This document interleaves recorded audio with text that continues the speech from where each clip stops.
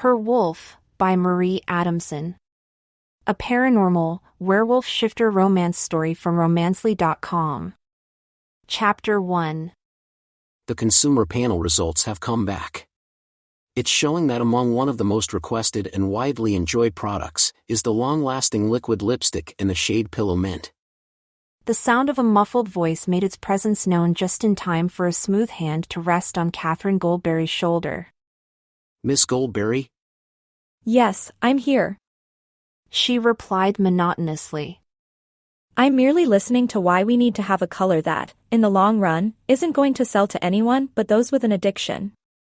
Or who are artists for their jobs. The tension in the room thickened and all that could be heard was whispers. Catherine Goldberry was a 30-year-old, self-made billionaire who claimed her fortune by founding Glacial Cosmetics. What once started off as a hobby for her and a way to make extra income to help pay her way through her chemistry degree at the University of Denver had become a full-time job with a myriad of different responsibilities. The beauty mogul's hair was jet black and her eyes were a piercing shade of blue that, despite her warm nature, appeared chilling.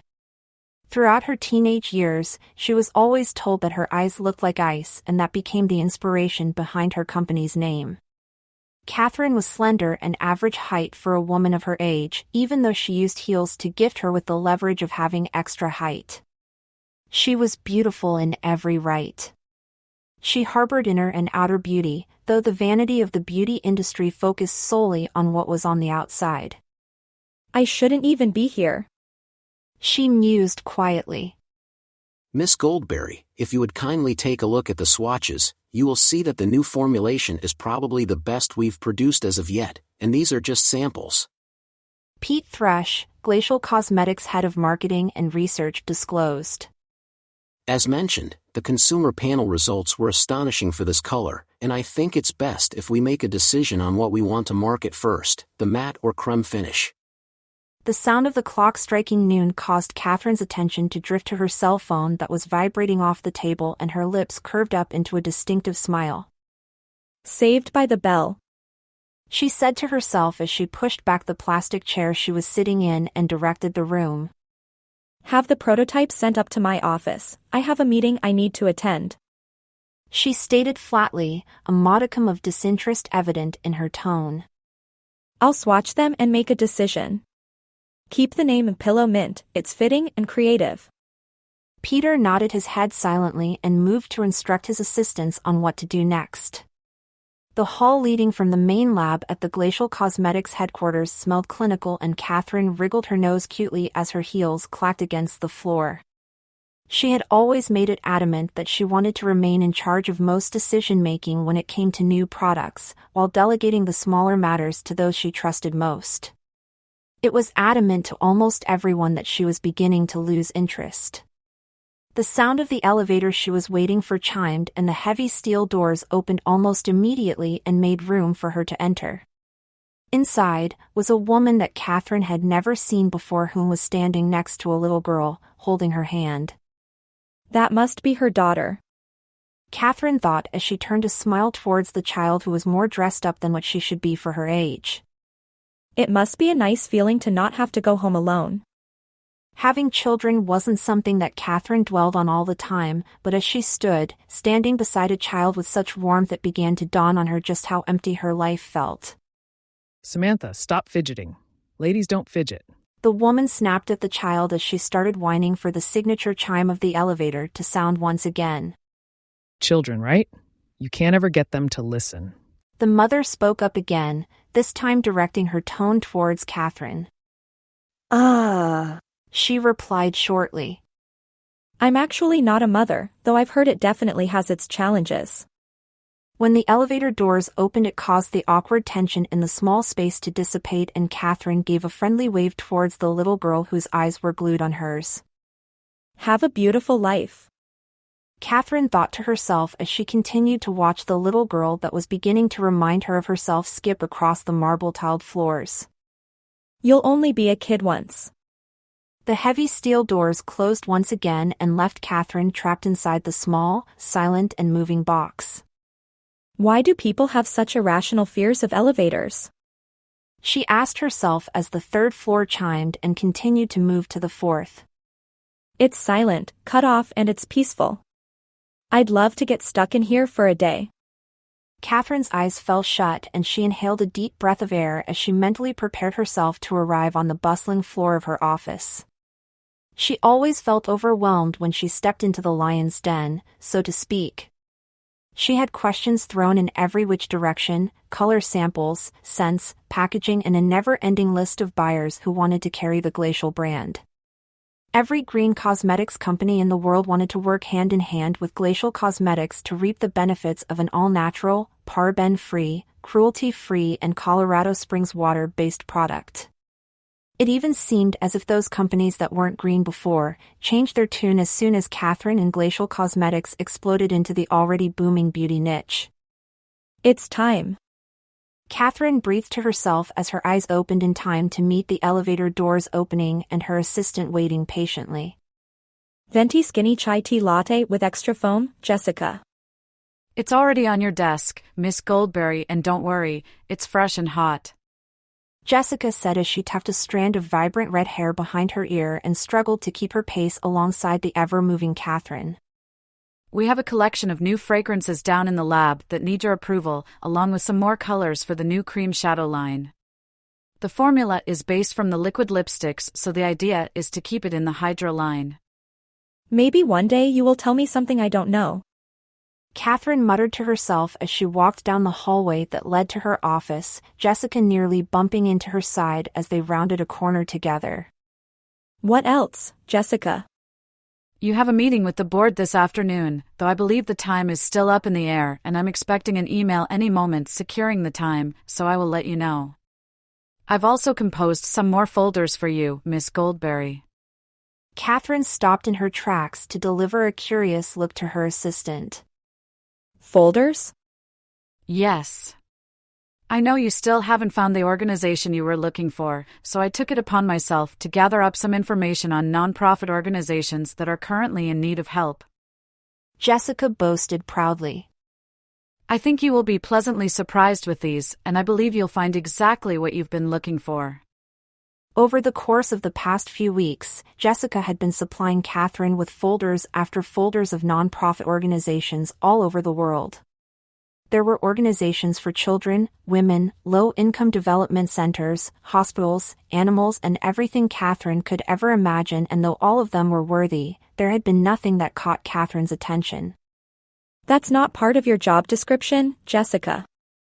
Catherine said as her fingers tightened around her Starbucks cup. I just need your assistance in the office. You don't need to go above and beyond. I wanted to help. I know you have your hands full with everything as it is. She replied. Catherine offered Jessica a meager smile and she ushered her from her office. The sky in downtown Denver was overcast and left little sunlight to filter in through the large bay windows that made up her office. With the exception of the stack of brown folders that rested on the corner of a crisp white desk, Catherine's office was immaculate. The entirety of the space looked like something out of a magazine and consisted of stark white furniture with black and silver accents to bring a certain edge to the room. In the corner of her office, she had a large Zen garden installed on the floor.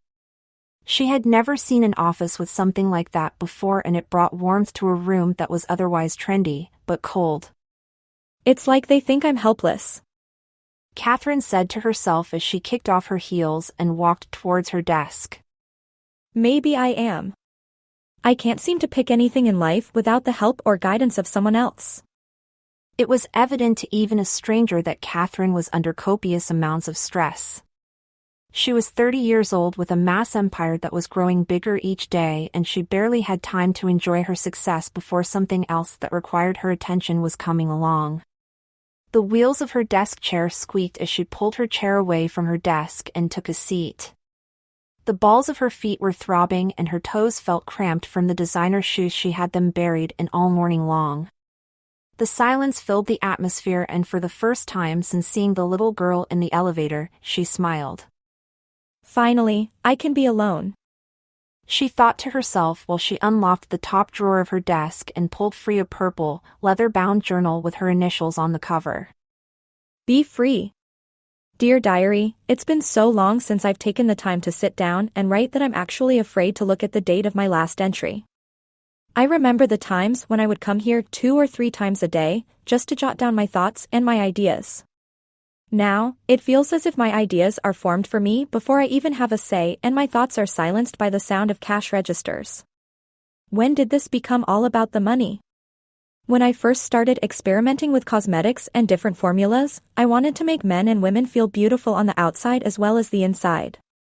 I wanted to take as much of the vanity out of the beauty industry as possible and replace it with something inspiring. Something to aspire to. I wanted to take the beauty of nature and combine it with strong sense of self, determination, motivation, self-worth, color, light, and refreshing scents that enhanced beauty.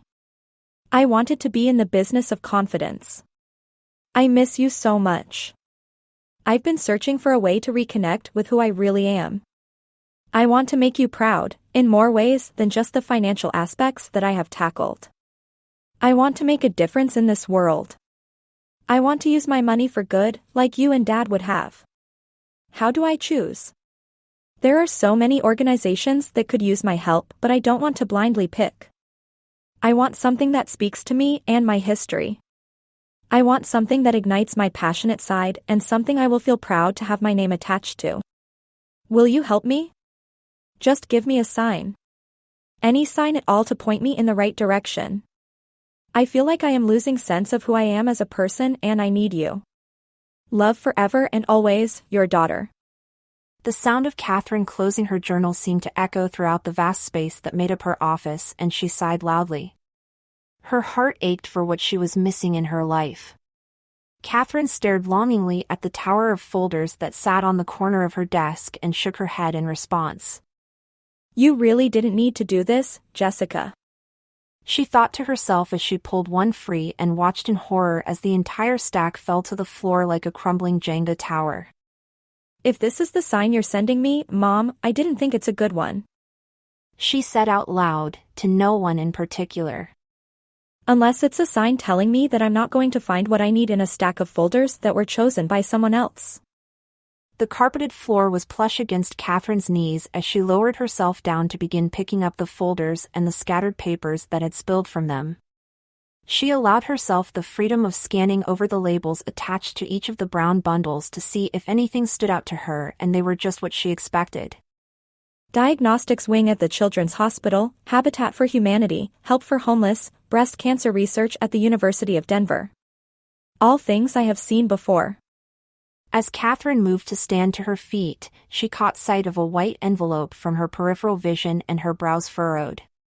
In a beautifully elegant and what appeared to be 24-karat gold ink, there were 2 words scrawled across the ivory parchment.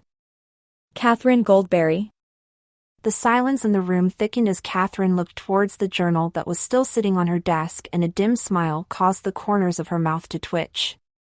If this is something from you, Mom, I'm not sure that even my raging emotions are going to be enough to distract me from how fancy the lettering is. The weight of the paper itself was heavy and a clear indication that the letter was no joke. Only someone who wanted to give off the best impression would send something in an envelope that was worth keeping instead of being discarded in the trash like so many others. Catherine ran her thumb beneath the folded edge of the envelope to tear it open with a clean line. It was an invitation, and one that would undoubtedly take her breath away. With honor and respect, the Colorado Conservation of Endangered and Rare Wildlife request the pleasure of your presence at a dinner to celebrate, fundraise, and save the Snowdrift National Park and Forest. Location, Denver Museum of Contemporary Art. Date, June 10, 6 p.m. Dress, formal information, $500 a plate, dinner with dancing and open bar. This invite is inclusive of a +1. The Snowdrift National Park and Forest? Catherine questioned internally as she set the invitation on her desk alongside the other organizations that were waiting for her assistance. Wait a second. Catherine's eyes widened as she raced towards the safe that was located behind a portrait that was painted by her mother when she was a child. Her heart was beating wildly while punching in the code that would open the door. It can't be the same place. It can't be. That would mean that. No, it can't be. Her words were coming out a mile a minute, and as the safe door swung open, Catherine exhaled a deep breath of air. She felt her body grow relaxed as she noted that all the contents remained in place. There weren't gold bars or stacks of cash stuffed inside like you might find in the safe of a standard rich person. Catherine held on to the things that truly mattered to her, the memory of her parents. With ease, she pulled out another leather-bound book that was full of pictures of her childhood, and she flipped through to the middle of the bind. "Oh my God," she said breathlessly, the pad of her finger grazing over the photo that was staring back at her. "It's the same place. God, I miss you." The anguish in Catherine's voice was enough to tug at the heartstrings of even the most calloused of man, and her lips quivered with the urge to cry under the circumstances. A knock at the door sounded and caused her to pull from her reverie and slam her safe shut. "Come in," she said. Miss Goldberry. Jessica replied in a dulcet tone as she hesitantly stepped foot into her boss' office. I've been sent to let you know that the board meeting has been scheduled for 3 this afternoon. Is there anything that you will need cleared from your schedule in order to make that time uninterrupted for you? "No," Catherine answered flatly. All right, ma'am. I'll have your chai latte waiting for you for the meeting. "No, Jessica. That's not what I meant." Jessica's brows knitted together in confusion, and it looked as if she were afraid of asking Catherine to explain herself. Jessica had been Catherine's assistant for nearly 3 years, and more often than not, Jessica knew what Catherine was thinking, but this appeared to be an exception.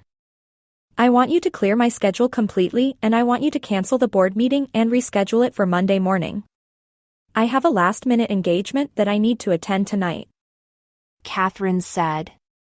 Ma'am? Jessica spoke up meekly. Is this something for Glacial or something personal? "I suppose it's a little bit of both," Catherine replied as she helped herself to a bottle of water from the mini fridge she kept in her office. "I received a formal invitation to a dinner from the Colorado Conservation of Endangered and Rare Wildlife. The dinner is this evening, and it's the first thing that has really spoken to me. I'm going. So I need you to clear my schedule, let the board know that something has come up, call in my RSVP and advise them that I will be attending alone because my assistant failed to deliver the invite on time and I've only gotten it now." The tension in the room thickened, and Jessica lowered her gaze to meet the floor, and her thick, red hair acted as drapes that shielded her face from any sort of penetrating stare. Her cheeks flamed red, and though her blush helped with concealing it, her fair skin betrayed her. I apologize, Miss Goldberry. Jessica murmured beneath her breath, and Catherine smiled. It must have gotten mixed in with the folders. I've been pulling together a collection of them for a few weeks. "It's all right, Jessica," she replied, taking a step towards her assistant and giving her a reassuring pat on the shoulder. "I will have my cell phone turned on for the remainder of the day, but please do as I asked and please have my car brought around. I need to get home and find something to wear." Jessica's eyes lit up with excitement as Catherine's last words registered in her ears, and she held out a hand to request a moment from her boss before she left the room. Within a matter of moments, Jessica returned to Catherine's vast office and held in her arms a white garment bag that was stamped with the name Ellie Saab in the top right-hand corner, and Catherine pursed her lips. "What's this?" It came for you this morning, Miss Goldberry. Jessica replied as she worked the zipper down delicately, being careful not to snag the delicate material. There was an email in my inbox that said to thank you for the products that you supplied for the Ellie Saab fashion show, and that this was her way of saying thank you. Maybe it's a sign that you're supposed to attend this dinner tonight. Catherine stepped forward to help Jessica pull the garment free from the bag, and her mouth fell open in surprise when her eyes rested on the beautifully crafted piece. The strapless dress had a miniature sweetheart neckline that was constructed of woven black satin and would fit like a corset. The skirt portion of the dress flowed easily with the breath that it took away. It was a satin, color gradient effect made of black, blue, purple and white, and came with a simple slender black belt to secure around the waist. Attached was a note. Wear this with a dark, plum lip and some classic old Hollywood waves in your hair, and you'll look even more stunning than usual. Thank you for all your help. E. The smile that tugged harshly on Catherine's mouth caused her cheeks to hurt, and Jessica beamed with pride over having delivered such good news. Catherine worked quickly, albeit carefully, in order to get the dress back in its protecting bag. Get my car around front, Jessica. I've got a dinner to prepare for. If you want more paranormal romances like this, please, my love, be sure to subscribe to the Romancely YouTube channel. I look forward to spending more time with you. Subscribe and let's make it happen. Chapter 2. The lights outside of the Denver Museum of Contemporary Art could be seen in the sky from miles away. They danced the waltz together as the stars acted as their audience and helped to create the perfect atmosphere for what was sure to be a perfect night. Catherine's gifted dress fit her like a glove. There wasn't a single curve that wasn't addressed, and it acted like a woman's best friend. Much like the brightening concealer that Glacial Cosmetics produces, the dress worked to hide any areas that she didn't want to show off, and like a highlighter, the dress amplified the assets she knew would work in her favor. It's a beautiful night, Miss Goldberry, and we've arrived at the museum. The sound of her limo driver's voice bellowed from the back speaker. Are you ready to head inside?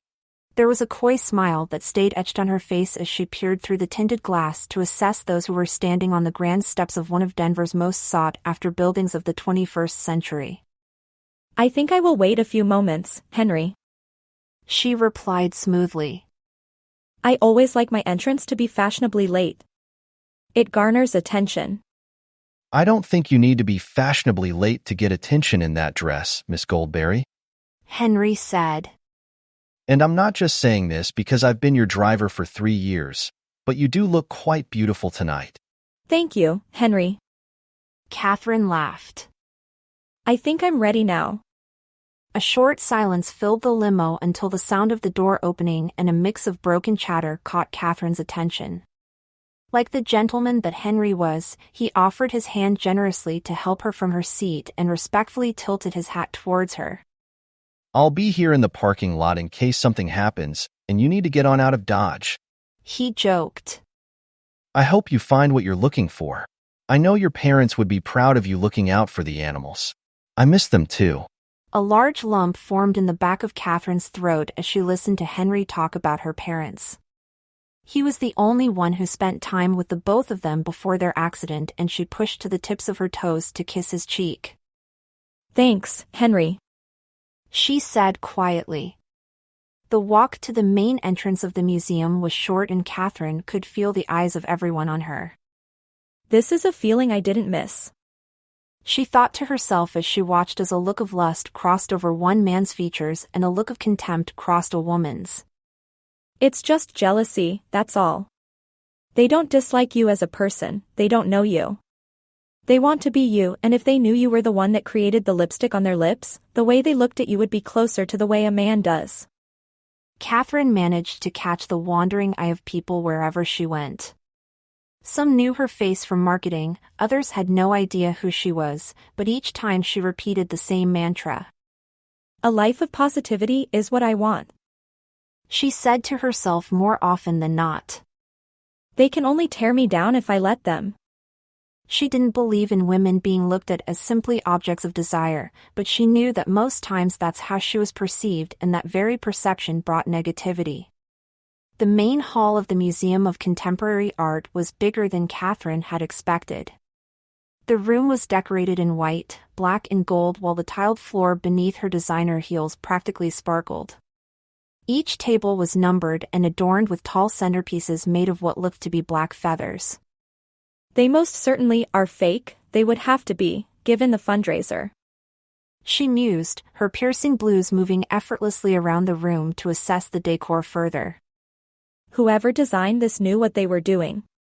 Music bellowed lightly from the stage where a small jazz band stood on display, and Catherine watched the way one of the musician's fingers tapped elegantly along his saxophone. The gentleman behind the grand piano tossed a wink towards her, and she dipped her head in polite acknowledgement. More of the guests were beginning to file in, each person looking more elaborate than the next. The gold balloons that were hanging at the ceiling caused smiles to brighten and eyes to turn towards the ceiling. It became a magical moment, one that people felt all too honored to be a part of. All of Colorado's most persuasive and powerful society must be here tonight. Catherine thought as her eyes rested on the serene face of a middle-aged woman. Even the congresswoman of the 1st District. Catherine followed the lead of the other guests and found her way to a massive table that was hard to miss. Her elegantly manicured finger scrolled down a guest list that indicated she was at table number 3. Her brow furrowed. Table number 3? She murmured quietly. It's like I've been personally invited by the host. It's a wonder I'm not at a double-digit table. Maybe you were invited personally. A husky voice resonated and Catherine veered on her toes. I can see why someone would want you on their guest list. Is he chatting me up? Catherine thought, and she breathed in a deep breath of air and exhaled slowly, giving herself a moment to gather her thoughts. You heard that? You must have good hearing. Like a wolf. The man answered with a smug tone. My name is Ryan Metcalf. It's a pleasure to meet you, Ryan Metcalf. Catherine broadcasted one of her famous smiles and brushed her finger across her forearm. You're very striking. She thought to herself as she left Ryan hanging for more words. His hair was a sandy brown and folded over to the side, while his eyes were a fiery green that held a perfect amount of mischief. The tuxedo he wore showed the definition of his muscles just enough to cause Catherine to think about what might be hidden beneath. She gave him credit for that. It's the exact reason why she wore the dress she did. I'm Catherine Goldberry. Ryan took Catherine's hand gingerly and she watched in awe as he kissed the top of her knuckles and stroked her hand with his calloused fingers. Trust me. The pleasure is all mine. He crooned and winked suddenly. You're a terrible flirt. Catherine replied through a small fit of laughter. Is this how you introduce yourself to all the women that come in? What other women? I only see you. He said. Catherine swallowed thickly and pulled her lips back into a smile as her eyes remained locked on his. There was a comfortable silence that came between the two of them while the rest of the world seemed to blur away. They were strangers, but the penetrating force of their stare made it seem as if they had known each other forever, and Catherine's chest began to rise and fall at a faster pace. So, Catherine stammered, finally breaking the intense, albeit not awkward silence. What is it that you do? Are you here with a date? Did you get invited on your own like I did?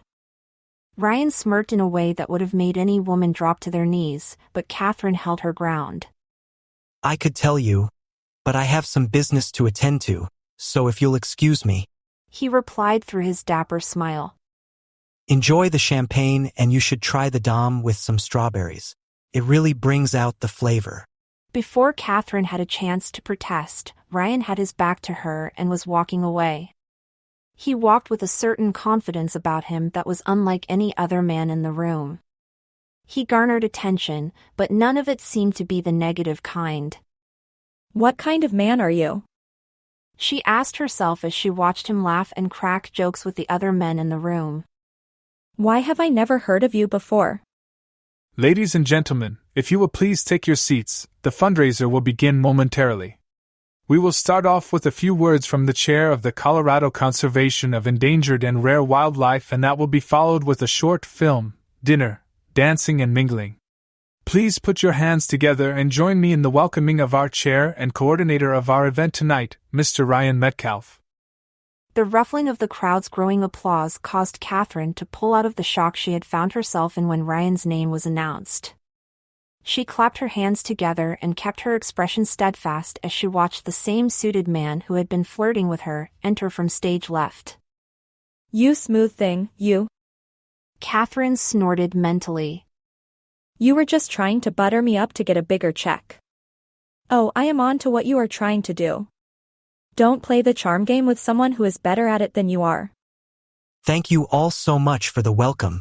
Ryan stood forward, speaking directly into the microphone and motioning with his hands for the crowd to sit.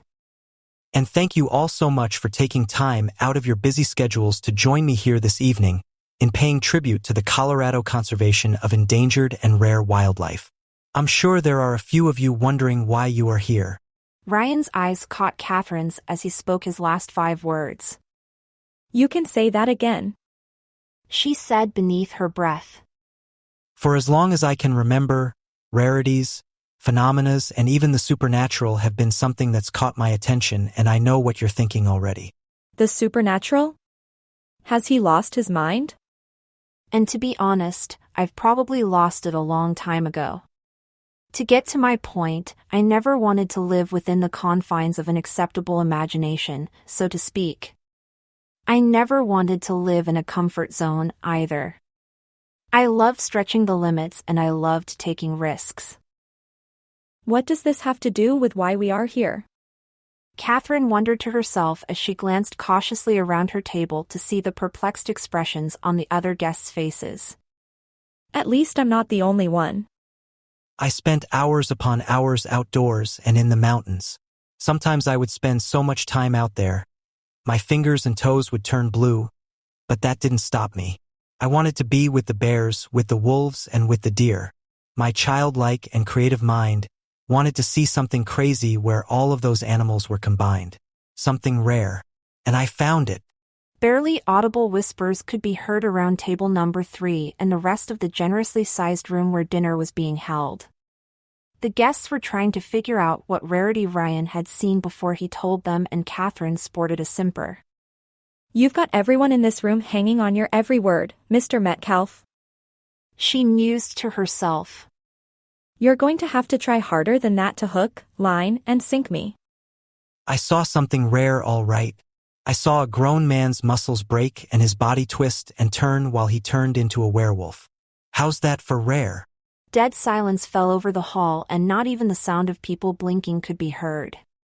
Catherine tipped her head to the side as she tried to decipher whether or not Ryan was just a serious jokester, or if he was simply mad. Too much time spent at a high altitude? She wondered. Within moments, the guests erupted in a fit of laughter and both men and women were clutching their stomachs as if they were just let in on some hilarious, inside joke, and Catherine appeared stunned. Surely it wasn't that funny, she said to herself as she trained her eyesight back to meet Ryan's range.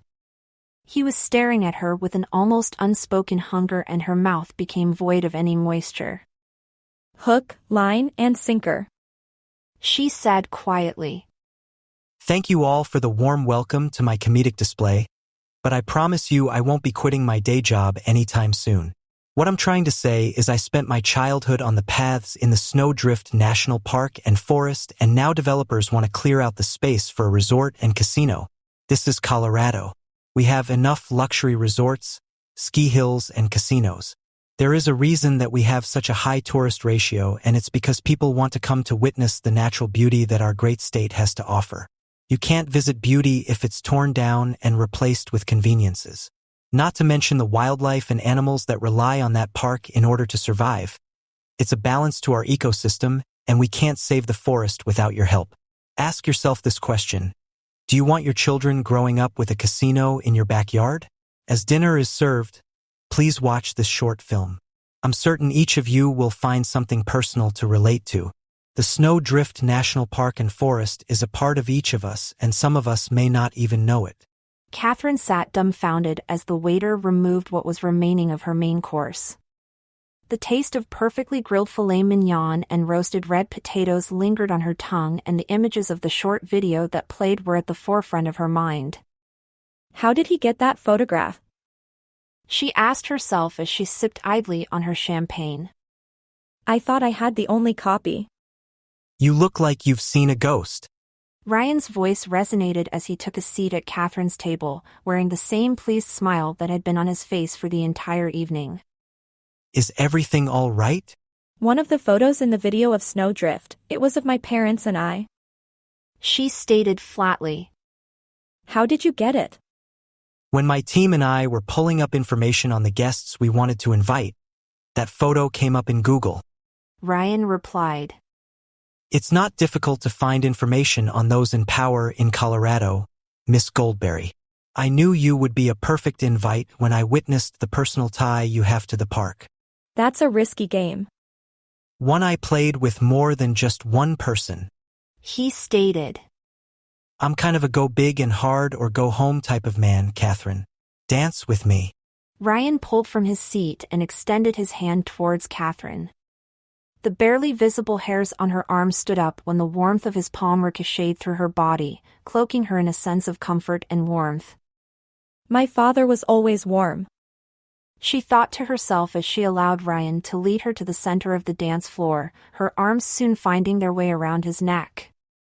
Tell me about the picture, he requested with a velvet tone. Catherine closed her eyes briefly as Ryan's palm settled at the small of her back. The soft music that was playing lulled them both into a steady rhythm while they kept enough distance between each other to keep eye contact. Once again, it felt as if they were the only two people on the planet, and the vibe that Ryan gave off bred nothing but trust. I used to go snowdrift with my parents a few times every year. They loved the outdoors, and even though I've always been an indoor type of girl, I loved it when I was with them. Catherine said through a smile, speaking fondly of her relationship with her late parents. They loved to hike, camp, and spend as much time as they could there. My dad used to always say that if he could be a wild animal, he would be a wolf in that park. I think he believed they were his spirit animal. They both laughed in unison. That's why you came tonight, isn't it? Ryan asked as he continued to lead them in their dance. You recognized the name of the park on the invitation, and you related to it. I didn't recognize it at first. It took me a few minutes, but once I found the picture, I knew I had to be here. Catherine replied, the tone in her voice indicating that she had already made up her mind on what type of organization she wanted to be a part of. They died deep in the trails. Ryan halted their steps and a soft expression shadowed the hardened, albeit attractive lines of his jaw, and Catherine watched as his Adam's apple bounced with a thick swallow. I'm sorry to hear that, he said. I believe I read something about it when looking over your file. They never did find out what happened to them, did they? No. It was a few years back. They had been missing for quite a few days, and it was determined that they had gotten lost on the tracks because of how deep they were. Catherine fidgeted, clearly uncomfortable with her display of vulnerability towards a perfect stranger. By the time their bodies were found, the animals had already gotten to them. It's a grisly story, I know. And while you would think that because of it, I would want that place to disappear, but because of how much my parents loved the serenity of that park, I'm not sure I can just let it go that easy. I feel like a part of me owes it to them to fight for it. The music in the ballroom stopped just as Catherine finished with her words, and a soft round of applause came from the other guests who were on the dance floor. As the crowd began to separate after the musicians announced a tiny break, Catherine caught an idea flicker across Ryan's face. You look like you've just had an idea, she said. That light bulb in your eyes turned on. I'll save my comedic one-liners about you looking into my eyes for another time because there's something I want to say. Ryan encouraged Catherine back to her seat and joined in beside her. Before you say anything about whether or not you want to invest your time in helping the Colorado Conservation of Endangered and Rare Wildlife Foundation with preserving the Snowdrift National Park, there's something that I want to offer you. This is a foundation, Mr. Metcalf. There's nothing you need to offer me, Catherine replied. Your influence and help would go a long way with us, especially given the people you know are of power and frequently work with organizations that work towards keeping the safe haven of our animals intact. I know your company. I know how much you've worked towards building a cruelty-free brand. Ryan paused to take a breath. If you help us, and we are successful, I would like to personally commission either a plaque or a sculpture of your choosing and have it set at the entrance in honor of you and in memoriam of your parents. If you don't want it at the entrance, we can also choose a trail. Maybe you would like to have a specific piece of the park dedicated solely to your parents. I will leave that decision to you. Catherine pursed her lips and she sat silently, mulling over Ryan's offer. I already wanted to help for my own reasons, but he doesn't know that. Stroking a man's ego is definitely one way to get closer to them. I made up my mind before I came here that I was going to help save the park my parents loved so much, but for the sake of saving face, it's best I let him think that it's because of him. What do you think? Ryan said, breaking Catherine out of her thoughts. I think I can help you. She replied with enthusiasm. In fact, I know I can. The park means far too much to Colorado, to the animals, to you, me, and my parents. I won't let anyone come in and knock down our life. I might be in the business of vanity or outside beauty, but no one said that outside beauty strictly applies to a person's appearance. I care about Colorado's beauty too. Ryan's teeth were a brilliant shade of white as he pulled back his lips to reveal his biggest smile of the night. He shook Catherine's hands with an equal amount of enthusiasm and nodded his head. I can't wait to work with you. I'll have the conservation draw up drafts of our plans and have them faxed to your office right away. We can meet on Monday morning. I will be in touch. Catherine watched as Ryan once again made his retreat, showing her the fine definitions of his back as he did so, and she released the breath she didn't even know she was holding. Her hands shook in her lap and her heart was beating a mile a minute. Mom, Dad, I hope I've made you proud. Chapter 3. The sun was beaming brightly into Catherine's office for the first time in what seemed like weeks. She had spent the weekend playing over the events that took place at the foundation dinner, and it caused her to have an extra kick in her step. New life had been breathed directly into Catherine's lungs. Colors seemed more vibrant. What was happening with Glacial Cosmetics once again became an interest to her instead of just something financial, and she wore a smile for the entire weekend, instead of one that was given in passing moments. You look cheerful today, Miss Goldberry. Jessica said as she made her entrance into Catherine's office and set down her chai latte as expected. How did your dinner party go? I have a meeting in 2 hours with Ryan Metcalf, Jessica. Catherine advised bluntly. When he gets here, just let him right in. And in the meantime, I want you to find whatever information you can on him. He's the chair of the Colorado Conservation of Endangered and Rare Wildlife. Hurry, I want to be prepared when he gets here. Jessica nodded her head and left the office without another word, closing the door behind her. The truth was that Catherine didn't need Jessica to look up information. Catherine had done it all on her own. Something about Ryan had gotten beneath her skin in the best of ways. Catherine had spent her weekend curled up in her luxurious king-sized bed with her laptop, pulling up all information that she could on Ryan Metcalf and the foundation. Some people want to leave things to the imagination and to be a surprise. I like to know the kind of people I'm working with. She had told herself as a way to justify her investigation. If he could do it, so could she. There was nothing out of the ordinary that she found. Catherine learned that Ryan was born in Colorado, much like herself, and a self-starter, also much like herself. He fought passionately for the things that he believed in and became involved in the SUR at a young age. From the information she found, she couldn't see that he was married or had any kids, and he was rated one of Denver's most eligible bachelors. She didn't understand why such a good-looking philanthropist such as himself was single.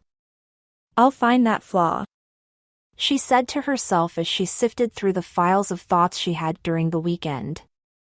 Everyone has a flaw and no one is excused from that rule. I happen to know they have a tendency to come out during the Monday blues. The 2 hours that Catherine spent waiting for Ryan to show up at her office seemed to go by in the blink of an eye. Her clock chimed when the hands struck 10 in the morning and her forehead creased. He's late, she said to herself, her nose crinkling as he had unknowingly pressed the button to one of her biggest pet peeves. Why schedule a time if you're just going to show up when you feel like it? 10:15 a.m., 10:30 a.m., 10:45 a.m., 10:52 a.m. I don't know what you are trying to push at with all of this, Alan. But it isn't happening, and I don't care what you think is and isn't fun. I'm about to head into a meeting with Miss Goldberry now. One that you've already made me almost an hour late for, might I add. Catherine heard Ryan's voice from outside the door and she quickly scrambled to her feet. All you are trying to do is make life difficult for me when you know that just being on board will make the process not only that much easier, but it would run much smoother. So that's it? You want to make yourself an enemy with this instead of coming on the winning team? You go right ahead and do that. I have a meeting. Goodbye, Alan. Catherine opened the door to her office just in time to see Ryan stuffing his phone in the pocket of his trousers and attempting to smooth out the wrinkles in his shirt. He was messy, his hair was disheveled, and he had dark circles under his eyes. You look like you haven't slept since the party. Catherine said before she skirted her eyes towards Jessica, who was staring from her desk. Coffee, Jessica. Now. The atmosphere in the room changed so much that it even seemed as if it caused a shift in the sky. No longer was the sun beaming in through the large windows, but it was back to being overcast and gray. The expression on Catherine's face was a clear sign of how unimpressed she was to have been kept waiting. No one ever keeps me waiting, she said to herself as she watched Ryan settle in a chair, only to offer her his charming smile. Here we go. I'm fairly easy to work with, Mr. Metcalf. That's something that I want to put on the table since we're sitting in my office right now, Catherine said, folding her arms neatly across her desk and meeting Ryan's eye level to show she was a woman who knows how to take charge. The only thing that I ask is professionalism and punctuality. I don't think that's asking for the world. I don't want to be rude, but you're late and you've shown up looking as if you've just rolled out of bed. Would you like to tell me what's happened, or would you like to reschedule this meeting for a time that's more convenient? The intense tension that was building in the room was broken by Jessica slipping into the office to set a steaming mug of coffee in front of Ryan, and Catherine cast her a look that read, "That's all." And she excused herself as quickly as she came in. No time is more convenient than now, Catherine. Ryan offered once Jessica made her exit. I will apologize for my appearance and for being late. I've spent the entire morning dealing with someone who used to be on our committee and seems to now be interested in causing problems. He thinks it's a good idea to vacate the land and build the resort and casino. Then he is doing his job correctly, Ryan, Catherine said, any sign of amusement void from her features. Let me tell you why. Whoever this person is, they don't want you to save the park, and by causing you to be late and show up to meetings looking frazzled and unprepared, it puts the ball in his park. He is making you look like you aren't serious. I suppose I will make up for lost time by getting right to the point and start off with where I think we should begin, Ryan said. We can talk about the direction I think we should go in and how our plans match up accordingly. Catherine swiped her tongue along her lower lip and pointed to a file that was sitting neatly on her desk. Over the course of the weekend, she had also made sure that her investments would be protected in what would be wise decisions, and took it upon herself to look up information on the land. Information that wasn't provided by the foundation itself. This past weekend, I took it upon myself to look up what I could find about the land itself. The value, any territories it crosses, and what kind of permits developers might have already gotten, and how difficult it's going to be to get those taken back, Catherine urged, taking a sip of her latte. I'm assuming that these are already things that you know, so I was curious why you didn't tell me right away that part of the park is owned by a Native American tribe. How do you plan on getting past that? With money, Ryan answered matter-of-factly. Right, I see. With what money? The money that your donation brings to the table and the power that your name brings, he replied. Catherine shook her head in response to Ryan's answer. Her lower lip curled inwards until it was tucked beneath her upper set of teeth, and her gaze matched Ryan's in what appeared to be a battle of power. Catherine was used to things going a certain way, and it was usually the way she wanted them to go. Collaborating on small projects was enough trouble for her. She hadn't even considered what it would be like to have two A-type personalities working directly alongside one another. The tension continued to mount. So in other words, what you're saying is you want to buy off the tribe so that way they won't sell their land to the developers who want to build on it? Catherine asked. That's right. I'm sure you've dealt with more members of the Land Commission Board than what I have, Ryan, but I'm certain that if there are already developers assigned to this project, they've already made a substantial offer to the tribe and one that comes with royalties from having a casino and a resort on their land. Catherine said, exhaustion now raging in her tone. This is millions of dollars worth of my money, and I want to know exactly how much is going where and when. Okay, why don't we just start with something easier, such as the direction we want to go in and the plans to actually make this happen? Ryan said. It's going to be a big deal, and this will be something they teach in law school if we can pull this off. Catherine stood up from her desk and slipped off her heels before she pinched the bridge of her nose and rubbed the back of her neck. Get used to working with someone else, Catherine. It's all a matter of hearing the other person out and working with them for the greater good. She said to herself. What did you have in mind, Ryan? In my opinion, the best route for us to take is sort of what you would call a backhanded route. Ryan said, a playful smile etching at the corner of his mouth. He was flirting with her again. Sometimes surprises can be so much fun, don't you think? Not when it comes to my business. Catherine replied, immediately turning on her heels to busy herself with getting a bottle of water. She wanted to hide the faint blush that was staining her cheeks. Ryan's smile induced feelings in her, and she didn't know what and didn't know how powerful those feelings would become, or what they could make her do. I think the best bet is for us to take a very direct, head-on approach. We need to find out what developer will be working on the land and find out exactly how much land they want to use for the resort and how much for the casino.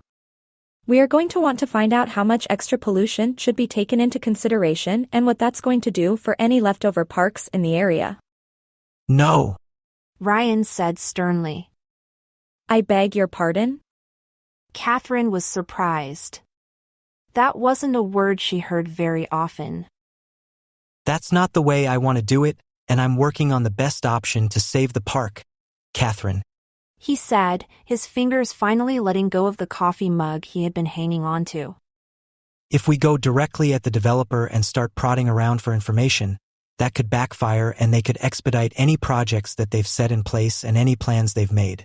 I've done this type of work before. Trust me. I know what I'm talking about. A strong laugh fled the confines of Catherine's mouth suddenly before she had the chance to clasp her hand over her lips to stop it from coming out, and Ryan looked at her expectantly. Does he expect me to agree with that method? She asked herself while she locked her eyes on his, waiting for him to tell her he was joking. This is another one of your jokes that I don't get, right? Ryan shook his head. Why do I need to tell you how asinine that idea is, Ryan? Firstly, you want me to just trust you with millions of dollars because you've done this before? The tone that laced Catherine's voice was incredulous. That's the most ridiculous thing I've ever heard on a Monday, and I work in the beauty industry. Secondly, how can you think that sneaking around beneath the developer's nose is going to actually make things work in our favor? Have you even thought about this at all, or are you putting together everything as you go along? You've got a forehead vein that throbs when you're getting upset. Ryan poked. It's kind of cute. No. Catherine exclaimed, slapping her palm across her forehead. Don't start with that. I've built one of the biggest cosmetics companies in the world, so don't think that you're going to get your way with me just by ushering out a little bit of charm. You're not charming. This time it was Ryan's turn to laugh, and Catherine seethed inside. This is exactly why I work in an industry that caters to women. She said to herself as she pressed her palms against her desk, emitting a heavy sigh. Look, why don't we just compromise? She suggested. What do you want to compromise on? I'm telling you that my plan will work. It's foolproof. Ryan said. I'm not going to do this by going the backdoor route, Ryan. Catherine objected, holding her hand up. It's not foolproof. It sounds foolish to me. I'm not going to hold back on my opinion just because you may have done this before. I want to know exactly where I can put my money, and it's not going to be with something shady. Catherine tapped her toes against the side of her desk while she waited for Ryan to protest to anything she was saying. Is he considering my approach? She asked herself, watching him carefully. Doing this the proper way, even if it does give the developers and anyone else an idea of what we are doing, shows professionalism and it shows that we are serious. Catherine continued. I hardly doubt that they are doing anything shady because if they were, these documents about part of the land belonging to the tribe wouldn't be here. I wouldn't even know about it had I not looked for myself, so it's a good thing that someone is looking out for my interest here. Ryan took a final sip from his coffee and stood from his seat. He tucked his stark white shirt neatly into his pants and stretched his arms above his head. Catherine was mystified. Is this his way of distracting? She idled. It doesn't look like we are going to come up with a compromise today, and I have another meeting to get to this afternoon. Ryan said. We will need to come to some sort of an understanding in order to get this sorted out. So why don't we both just take a few days to really think things over and I'll call you to work out a time for us to meet next week sometime. Catherine nodded her head and plastered on a smile that was more for the sake of appearances than anything else. She felt her throat close slightly as she shook Ryan's hand and allowed his fingers to linger upon hers for just a moment. The atmosphere in the room was intense and Catherine wasn't sure if it was because of their constant bickering back and forth, or if it was because on some level, she knew that he was envisioning what was beneath the expensive suit she was wearing. I found your flaw, Catherine said suddenly before she widened her eyes as it dawned on her that he had no idea what she was talking about. What does that mean? Ryan asked with a short laugh. You're not the only one who does their research, Ryan. Catherine answered, opting on telling him the truth even if it did make her sound crazy. I wanted to know who I was going to be working with, so I spent my time on the internet digging up the dirt just like you did with me. And did you find any? Ryan's brow perked. Dirt? That is. On paper, or at least the internet, you're a pretty clean, stand-up guy, Mr. Metcalf. Catherine said, casually brushing past Ryan to make her way to the door of her office. Generally you don't get the dirt unless you really start to dig. You looked pretty perfect upon first glance. But now I know your flaw. Do you care to fill me in on what it is? Catherine's lipstick-painted mouth pulled back in a smile as she tugged her office door open and stepped out of the way, leaving room for Ryan to make his exit and intentionally leaving him hanging with curiosity. I could tell you, she said. But then what would I have to hold over your head during our next meeting? Ryan's laughter filled the office and caught the attention of Jessica, who was still working aimlessly at her desk that sat just a few feet away from Catherine's office. Her eyes flitted towards his broad frame and Catherine lifted her brows in response to Jessica's shameless display. That wasn't jealousy, right? That was just me being a boss and wanting my colleagues to be treated respectfully, she said to herself. I may need more convincing. The sound of the elevator chimed as Ryan walked from Catherine's office and she offered a wave to his retreating form. Her throat was dry from the lack of moisture in her mouth and her head throbbed with the thought of just how many arguments were going to brew from this project. The first day on Project Save Snowdrift National Park was a complete bust, aside from finding out that the land is virtually untouchable without expending millions of dollars. No regrets, Catherine whispered beneath her breath. Jessica, can you order my usual from the Chinese food place down the street? She asked, stopping only to direct her attention to her young secretary. And make sure that the accounting team doesn't release any of the funds I've set aside for the foundation without my approval. I want to know exactly where the money is going. I have a feeling that this one likes to play hardball just like I do. I guess he doesn't know you very well, Miss Goldberry. Jessica spoke meekly. Otherwise, he would know that you always win. Catherine walked to where Jessica's desk sat and perched herself on the corner, her arms folded across her chest as she took pride in the words that Jess had said. It had been a long time since Catherine had treated her like a friend, and that's exactly what she was before she started. Let's scratch the Chinese takeout, Jess, Catherine said in an amicable tone. There's nothing left that you need to do today, so why don't you and I go out and grab something to eat? I'm starving and I'd love to tell you all about this project that I'll be working on with Mr. Metcalf. Jessica stared blankly for a few moments and looked up at her boss. Her smile was demure and reminded Catherine of how she was in university. You want me to take the rest of the day off? Jess questioned, confusion lacing her expression. I don't know. I'm not really sure that I can afford that. Don't worry, you can take it off with pay. Catherine reached over and flicked off the monitor to Jessica's iMac before she slid her bag towards her. Every aspect of Catherine's life for the past 5 years had been circulating around words, and she had forgotten what it was like to just have a friend. Her headache vanished almost instantly and her mood lifted. She retreated to her office in order to lock up and gather her things before she returned to greet Jess, who was waiting patiently. Do you remember that park I used to always go to with my parents? Catherine asked, walking into the awaiting elevator with Jessica at her side. I do remember. I went with you a few times. Jess replied. The elevator sounded and the doors closed, keeping Jess and Catherine cut off from the rest of the building until hitting the main floor lobby, and Catherine beamed at the thought of the sparing times Jess had joined her with her parents. I'm going to save it. The doors to the elevator opened, and when they did, they were greeted with the warmth of sunlight peeking through the clouds that had loomed for the past few hours, and a sense of accomplishment filled the air. Catherine would convince Ryan to see things from her perspective, and within a matter of time, a monument would be set at the Snowdrift National Park, honoring her and her parents' memory forever. Hey there. Did you know that we've other hot romances like this that we want to release?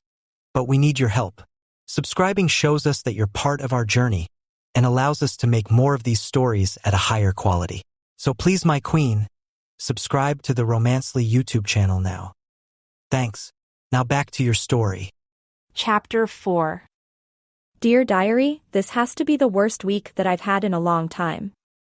It feels as if I've had a headache from the moment I wake up until the moment I collapse into bed at night, alone and exhausted. I've spent every day this week with Ryan, trying to sort out our clashing opinions, and it doesn't work. Now I'm sitting here, completely frustrated in my car and afraid to face the truth. Maybe I'm not capable of working so closely with someone on a project I've found myself to be very passionate about. Maybe I'm too hard-headed. Maybe I'm attracted to him. All week long Ryan and I have hit nothing but dead ends and have taken it out on each other every time. We have disagreed on everything there was to disagree about, including how we should present ourselves at our meeting with the Board of Builders. Through a favor, I had managed to find out that the head of the board was a male, and I knew that sometimes, a little flirting could go a long way, but Ryan insisted he should be the one to do all the talking. I still haven't decided if I'm going to let that happen. We need to find out who the developer is, and that should be more important than whatever ego he thinks he has. I feel like turning my car on and just going home. He's late, again. Apparently showing up on time is. The sound of someone knocking against Catherine's car window pulled her attention away from the journal she used to confide in. Ryan stood outside of her car with his mouth tilted upwards in an enticing smirk, and it caused Catherine's heart to flutter. Wow. She thought to herself as she pressed down the button that prompted her window to descend. You dressed up. You look good. Catherine said once the window was low enough for him to hear. Usually you don't look so formal during our meetings. Do you always give compliments with backhanded insults? Ryan asked as he opened the door for Catherine to make her exit. We have a meeting to get to and I know I'm late. So before you get on my case about that, why don't we get in there and see what we can find out? Catherine climbed out of her car and locked it behind her. In her hand she held a package full of information she had gathered about each of the board members. Take this, she said, handing the manila envelope to Ryan. I pulled up what information I could find on the board. I think if we relate to them on a personal level, we will be able to get what we need out of them. The only thing we need is the name of the developer, Catherine. Ryan said, stuffing the envelope under his arm. I'm pretty sure that's public information and they can't keep it from us. The courthouse they met at was one of the smaller ones in Denver and located in the 3rd sector of the city. They had one chance to meet with the board and get the information they needed, but there was a question that remained. Could they get along long enough to do it? The small meeting room in the judicial building was dark and dingy, and Catherine crinkled her nose at the dust that lined the window. The windows were drawn shut and concealed with heavy drapery, and it smelled of hopelessness. You think they could at least pop a plant or something in here to brighten it up? Catherine muttered to Ryan beneath her breath. It looks like we're walking to our execution. Ryan barked out a laugh in response. It was the first time she heard him laugh since they started working together. For the most part, Ryan's brow was always furrowed or he was on the phone, bickering with someone named Alan who was apparently trying to keep Ryan from accomplishing his goals. I didn't know you could laugh. Catherine added. I didn't know you could be funny. Ryan replied, turning just enough to cast Catherine a smooth and playful wink. What a surprise. Catherine shook her head and kept her comments to herself as the side door of the room opened and 3 women filed in to take their seats at one of the large tables at the other side of the room. Mr. Metcalf, Miss Goldberry, I assume? The eldest of the women, who was wearing a tweed blazer, questioned. That's us. Ryan answered as he pressed his hand to the small of Catherine's back, urging her to take a seat at the table before them. Catherine shivered unexpectedly. I hate to be the bearer of bad news, but unfortunately Mr. Buchholz is tied up with some important engagements and is unable to be here. The woman said, not bothering to introduce herself. We're unable to release any information pertaining to any building permits or developers who have attained them without him present. As you know, part of the land belongs to the Native Americans, and according to the treaty, there are certain rules that need to be followed when releasing the information. You will have to reschedule for another time. Excuse me if I'm speaking out of term. Ryan said, standing up from his seat. But we don't exactly have time to reschedule. We didn't receive any notice that the chair wouldn't be here, and as I'm sure you're familiar with our proposal, there isn't a lot we can do without the information we need. There's really nothing that I can do, Mr. Metcalf. The woman said, pushing up from her chair with the remaining members of the board following. If you don't have the time to reschedule, don't reschedule. I'm sure your reputation of being quite crafty isn't a lie. Figure something out. Catherine and Ryan watched in awe as the 3 board members left the room without another word said. Ryan's hands were squeezing the sides of the table to where his knuckles were turning white, and it was evident that he was trying to keep his composure. Alan, he said flatly. Excuse me? Catherine replied. Alan, the guy who has been doing nothing but causing problems for me since he found out I wanted to preserve the park. This is all his doing, I know it. That's ridiculous. Catherine offered. How would he even know we were meeting with the board if you didn't tell him, Ryan? It's simply a coincidence. Trust me, he knows. The tension in the room could be cut with a knife, and Catherine stared off towards the door the women had exited out of. She swiped her tongue along her lower lip and relished in the sweet berry taste that came from her lipstick. Why don't we get out of here? Catherine questioned, turning away from the door to give Ryan her undivided attention. I'm thinking maybe a drink and something to eat will be the best thing right now. I don't really think we should be wasting any time, Catherine. Ryan said. We aren't going to accomplish anything successfully if we don't get our heads together and on the same page. We need to regroup and try a different approach. I know a place that isn't too far from here.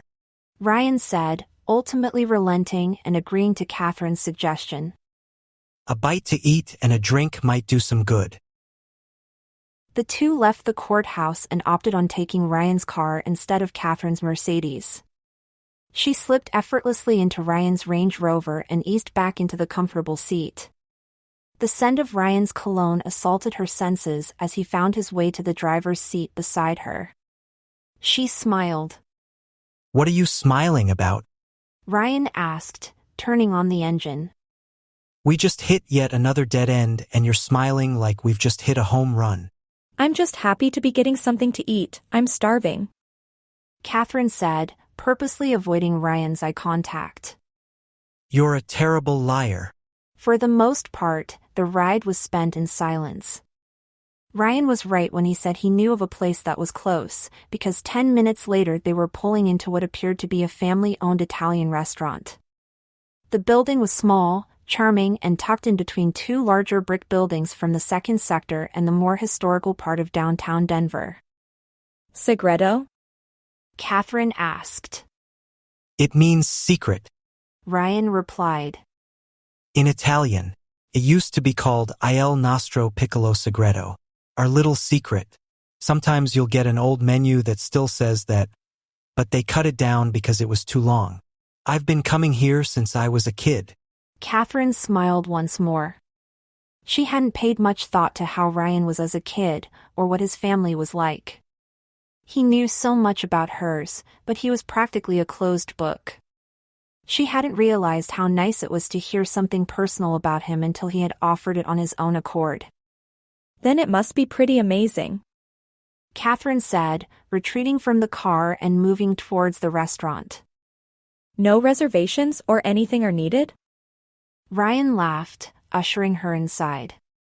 Ryan, how lovely to see you.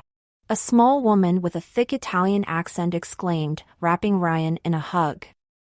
And you brought a date with you. Catherine coughed loudly and scratched the back of her neck.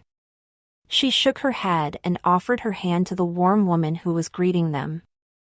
We're just business partners, she said through a smile. Business partners?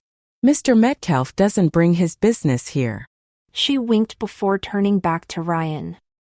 Your usual table?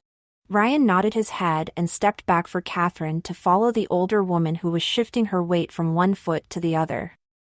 The restaurant looked like something straight out of Italy. It was filled with a warmth and rustic charm that was unparalleled to anything Catherine had seen before. Take a seat and I will bring you both a glass of our house wine. It's Ryan's favorite, she said before bouncing off. Don't mind Isadora. Ryan said as he pulled out a chair for Catherine.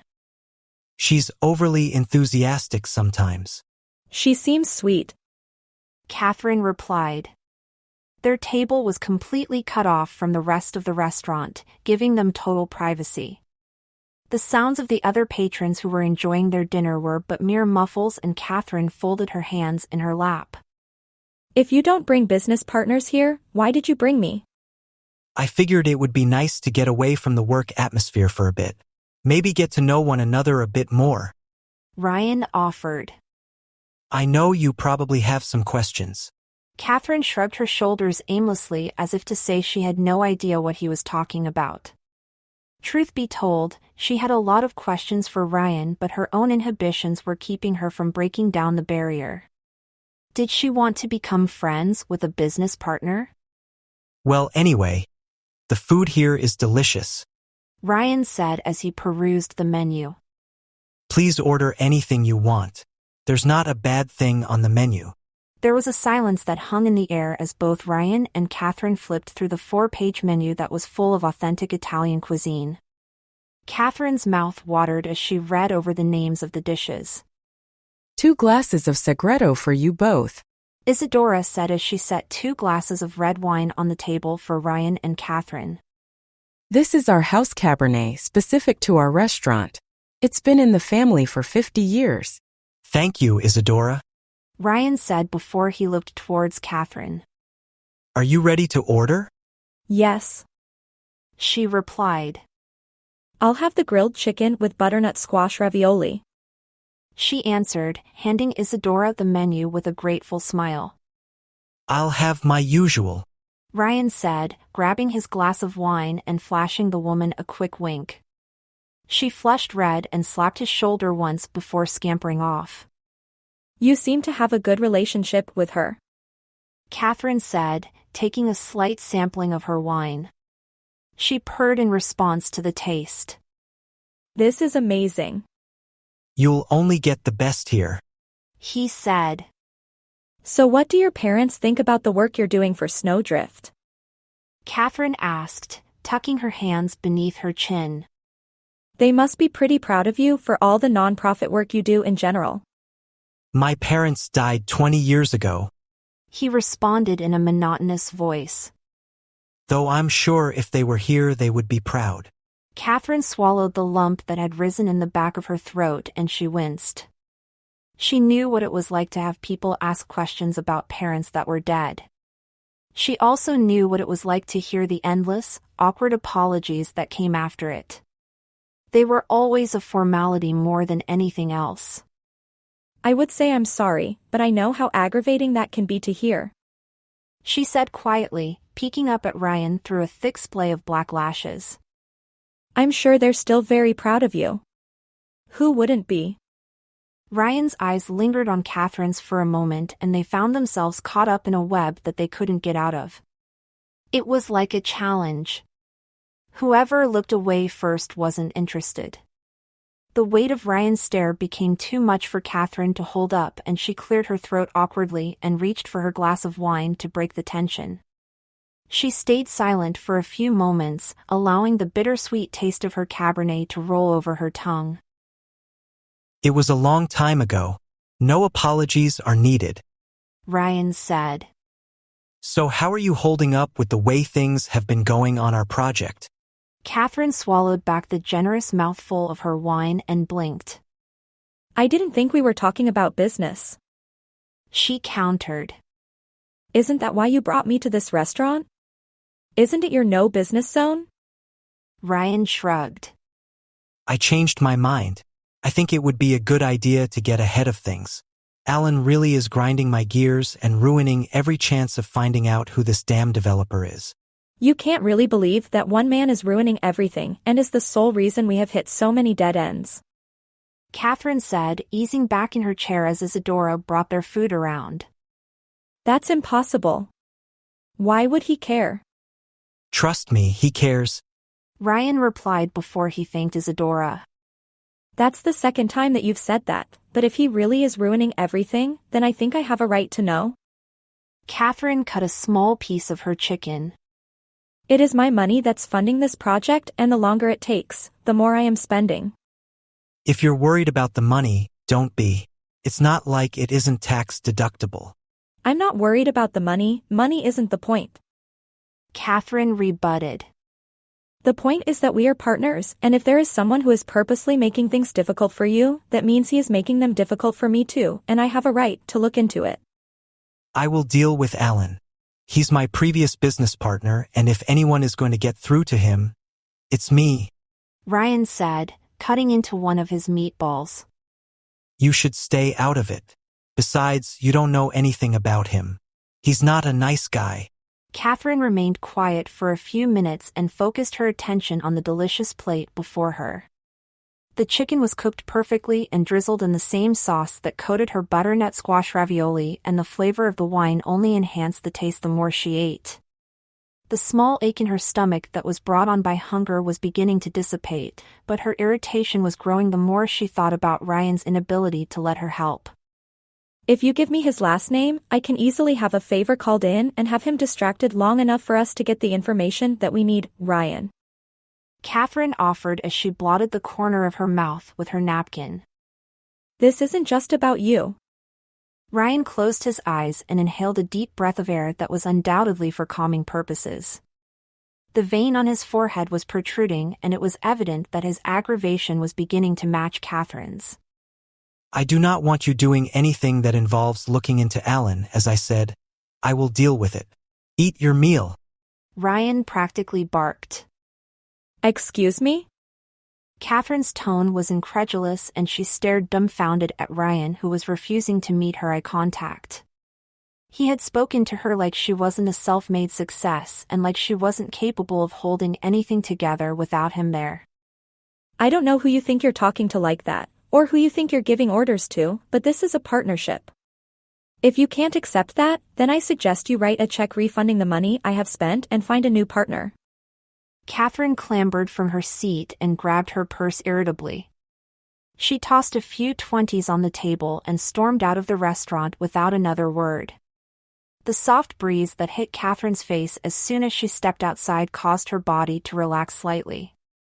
She inhaled deeply and allowed the sweet scent in the air to further wash over her senses, lulling her to a complacent state. Shit. Catherine thought to herself as Ryan's black Range Rover stood out. I didn't drive here. The sound of the front door of the restaurant opening caught Catherine's attention and she veered on her heels to face a very obviously angry Ryan. What the hell was that? He asked, his arms folded across his chest. I don't need your money to pay for dinner. I wasn't paying for your dinner, jackass. Catherine replied harshly. I was paying for my dinner and the rest was a tip for Isadora. I figured she would need it for having to spend the rest of the afternoon dealing with someone who has more dick in his personality than what he probably has in his pants. Ryan laughed and took a challenging step towards Catherine, his black brows rose in amusement. Nice to know you're thinking about what's in my pants. He said. I didn't think someone as uptight as you are thought about anything but work. One of us needs to do the thinking because it sure as hell isn't you. Catherine retaliated with a response. If you had just let me do things the way I wanted to do them, we would have the information we needed and your fake enemy who is causing you to fail wouldn't even be a figment of your imagination like he is now. I already told you I will handle that. He replied. A real man can admit when he is doing something the wrong way. A real man can take a step back when things aren't working out and let a woman offer her help. Catherine inched forward, showing she wouldn't back down to his challenging stare. A real man would make something happen. The only thing you're doing is taking my money. How manly of you. Silence hung between Catherine and Ryan and both of their chests were heaving with adrenaline. Catherine had never spoken to someone like that before and she felt invigorated. Catherine gasped suddenly when Ryan lunged forward and shoved her against the brick wall of the restaurant. He hooked his arm at the back of her thigh to hitch it at his waist while his tongue explored her mouth. The kiss brought on a new level of passion that Catherine had been without for a long time. She moaned into his mouth like a helpless animal as their teeth gnashed together and her fingers grappled at the hem of his shirt. Ryan. Ryan's name was muttered breathlessly and Catherine's forehead was creasing the harder he pressed her against the wall. His mouth was luscious, flavorful, and it caused a fire to ignite inside the pit of her stomach. One Catherine thought had been burned out a long time ago. Take me back to my place. Catherine uttered quietly after conjuring enough strength to push Ryan away. I want you to come home with me. Chapter 5. Open the door. Ryan's voice vibrated against the side of Catherine's neck and she shivered in response. Oh no. It's about to get hot. But we can't put this on YouTube as they don't allow it. I'm sorry. But check the description of this video to join the Romance Audiobook Insiders for free and get details on how you can get the steamy scenes in future. Okay, back to the story. The morning rolled quicker than what seemed fair and the sound of birds chirping on the balcony caused Catherine's eyes to flutter open. What time is it? She asked herself, her nose crinkling in distaste. And why do my thighs feel? Oh. A faint blush spread across Catherine's cheeks as she laid back in bed and mused over what happened the night before. It had been a long time since she had spent a night with a man and her body still quivered in the wake of the aftermath. Oh God. She thought to herself. He's lying next to me and I probably look like hell. Catherine carefully shifted her weight and moved with a delicate precision until she was capable of rolling off of the bed without causing too much disturbance.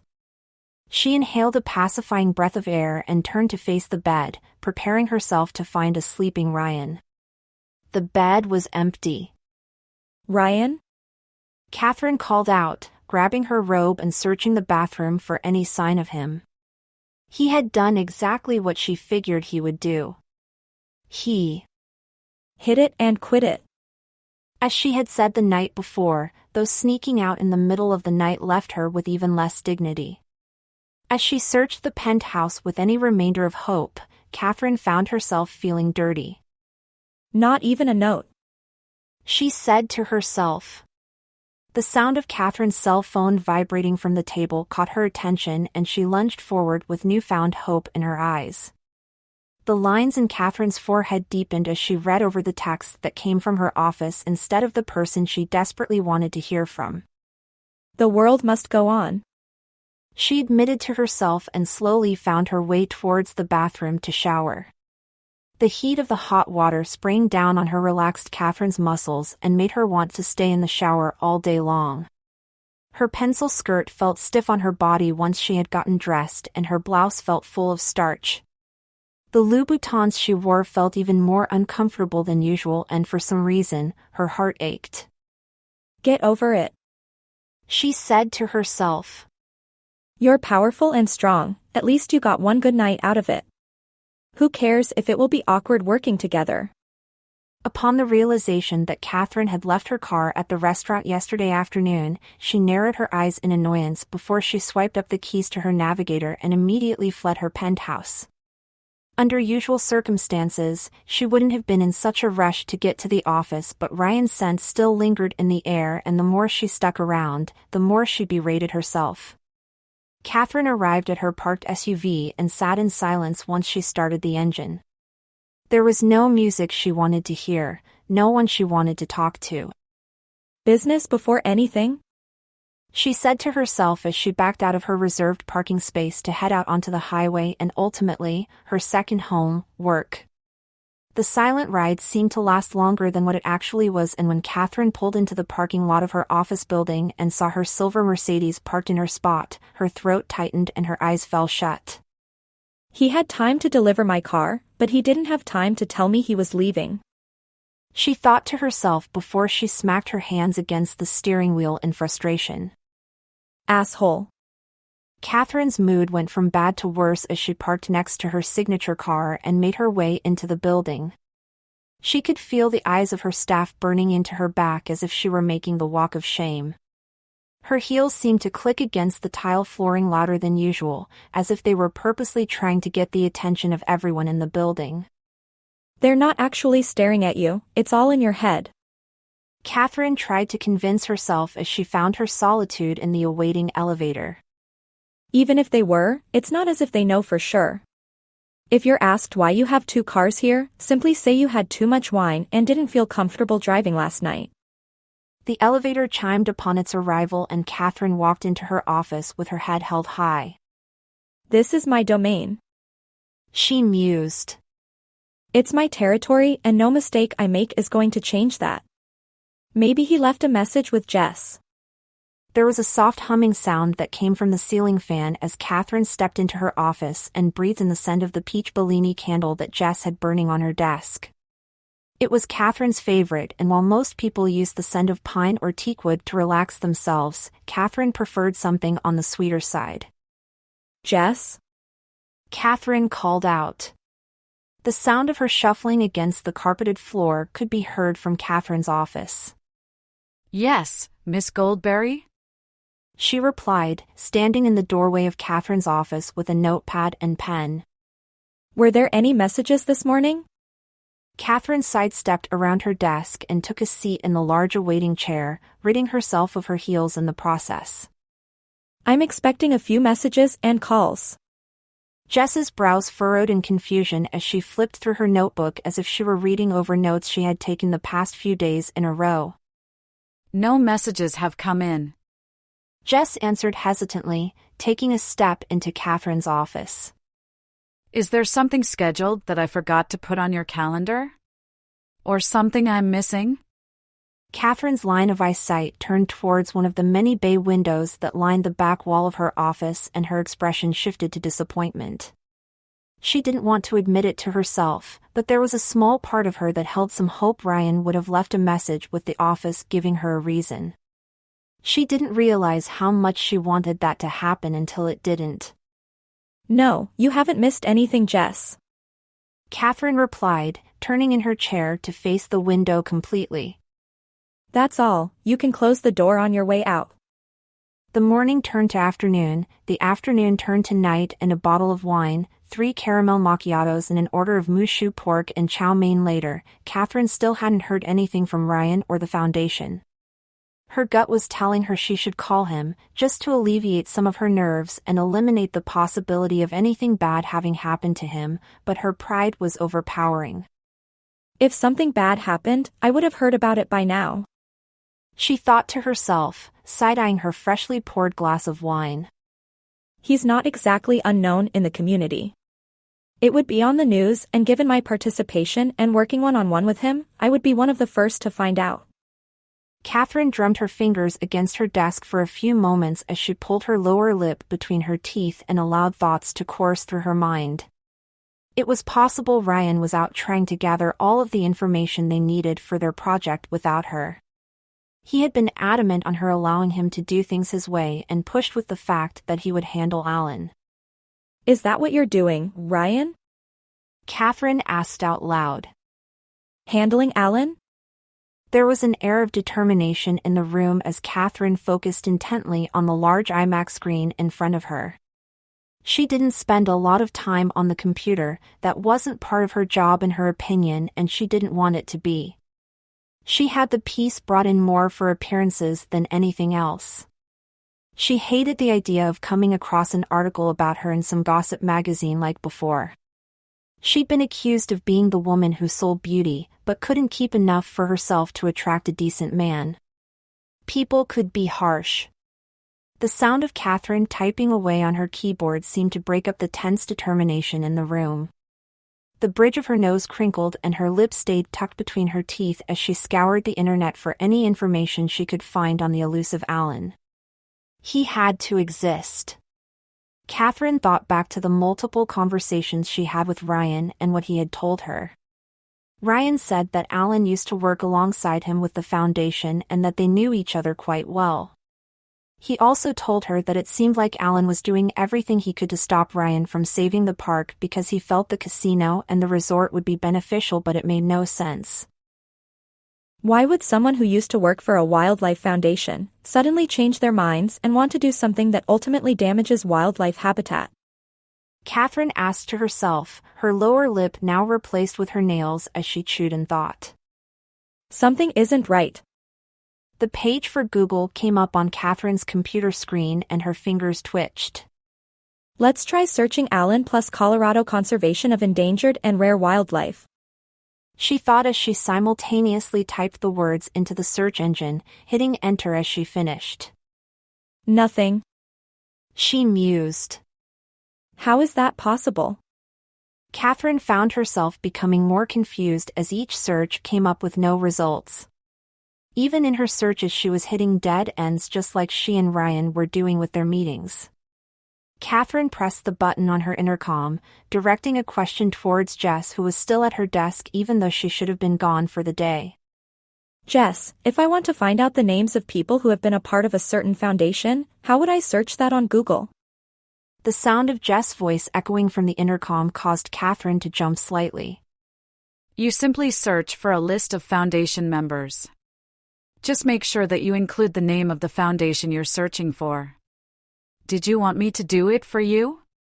No, thanks. Catherine replied, immediately going back to her search. With Jess' instructions fresh in her mind, Catherine searched out a public list of all those involved with the Colorado Conservation of Endangered and Rare Wildlife in the past 10 years. She was pleasantly surprised to find a document located on the actual website for the foundation itself. Why didn't I think about checking there first? Catherine asked herself incredulously. That's the logical thing to do. The list of those who had either worked for the organization or helped with fundraisers and other events to support the charity was extensive and listed in alphabetical order, by last name. Ryan had never given Catherine anything but Alan's first name, and she knew it would take a while for her to peruse the list and jot down everyone's name that started with Alan. Good thing it's not a generic name. Catherine muttered sarcastically, her eyes narrowed toward the screen as she came across the first name on the list. Alan Abernathy. Catherine's hand began to cramp unnaturally as she found herself having written down the last names of at least 30 Allens, and her throat closed in frustration. How am I supposed to find out which one of these Allens is causing a problem for Ryan and I?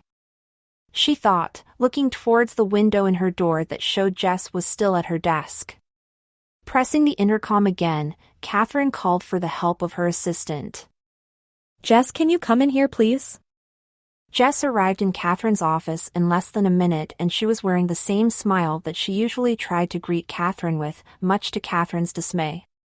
They were friends for a long time, and if Jess was unhappy with anything, Catherine wanted to know about it. She never wanted Jess to feel like she had to pretend to be happy about something because she may lose her job otherwise. Catherine appreciated her honesty. Yes, Miss Goldberry? Jess asked. You've known me long enough to call me Catherine. She replied, standing up from her seat and joining Jess in the middle of the room. I need you to look into this list for me. Catherine handed the list of Allens to Jess and watched as her brows pinched together in confusion. She undoubtedly had never heard Catherine mention the name Allen before, and now it would suddenly become her duty to search what could potentially be every do-gooder Allen in Denver. Okay. Jess said hesitantly. What am I searching for? Find out anything you can about them and find out which one of them has something in common with Ryan Metcalf, other than the fact that they worked on the same organization. There must be something. Catherine said. One of these Allens is purposely making it difficult for us to find out who the developer is so we can put a stop to the development taking place at Snowdrift. I'll find out what I can.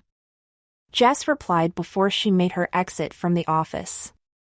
For the first time during the day, a satisfied simper lifted the corner of Catherine's mouth, and she was reminded of just why she liked to be in charge of things and do them her way. No matter what, she always got the job done, and while Ryan was probably out dealing with the Allen problem in a way that wouldn't help, Catherine was preparing to deal with it in her own way. Every roadblock comes down eventually. If you want more paranormal romances like this, please, my love, be sure to subscribe to the Romancely YouTube channel. I look forward to spending more time with you.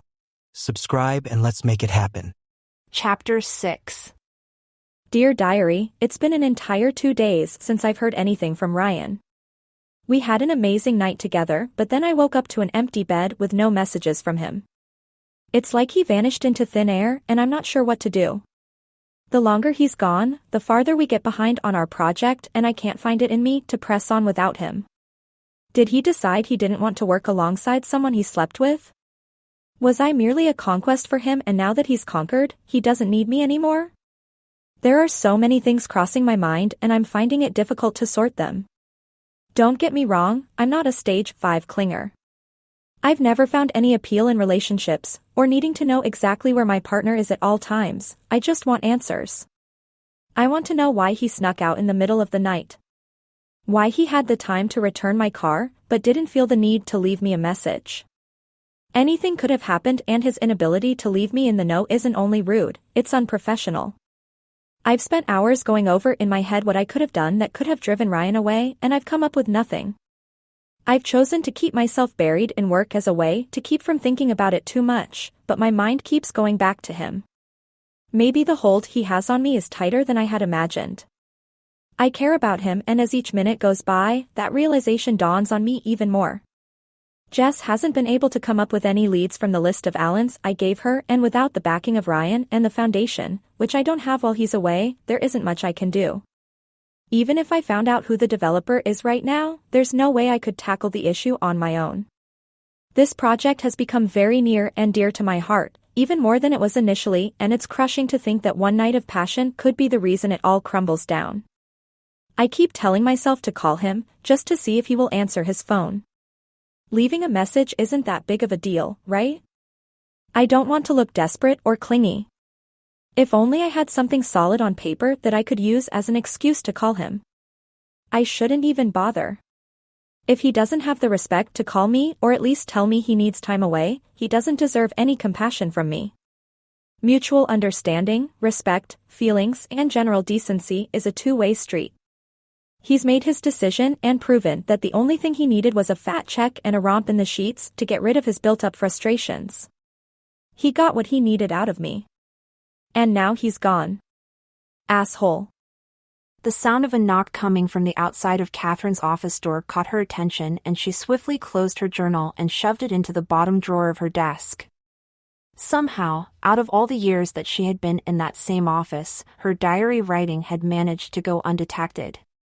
She liked it that way. It's always nice to have something for you and only you, she said to herself.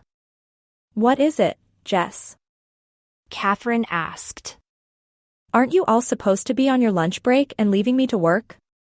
Her voice sounded more aggravated than she intended it to be. It's not Jess. Ryan's voice echoed from the other side of the closed door. I ran into her in the lobby downstairs, and she said that you were in your office. Can I come in? Catherine remained quiet as her eyes locked on her office doors. Her hands were clasped tightly in her lap and her heart began beating a mile a minute.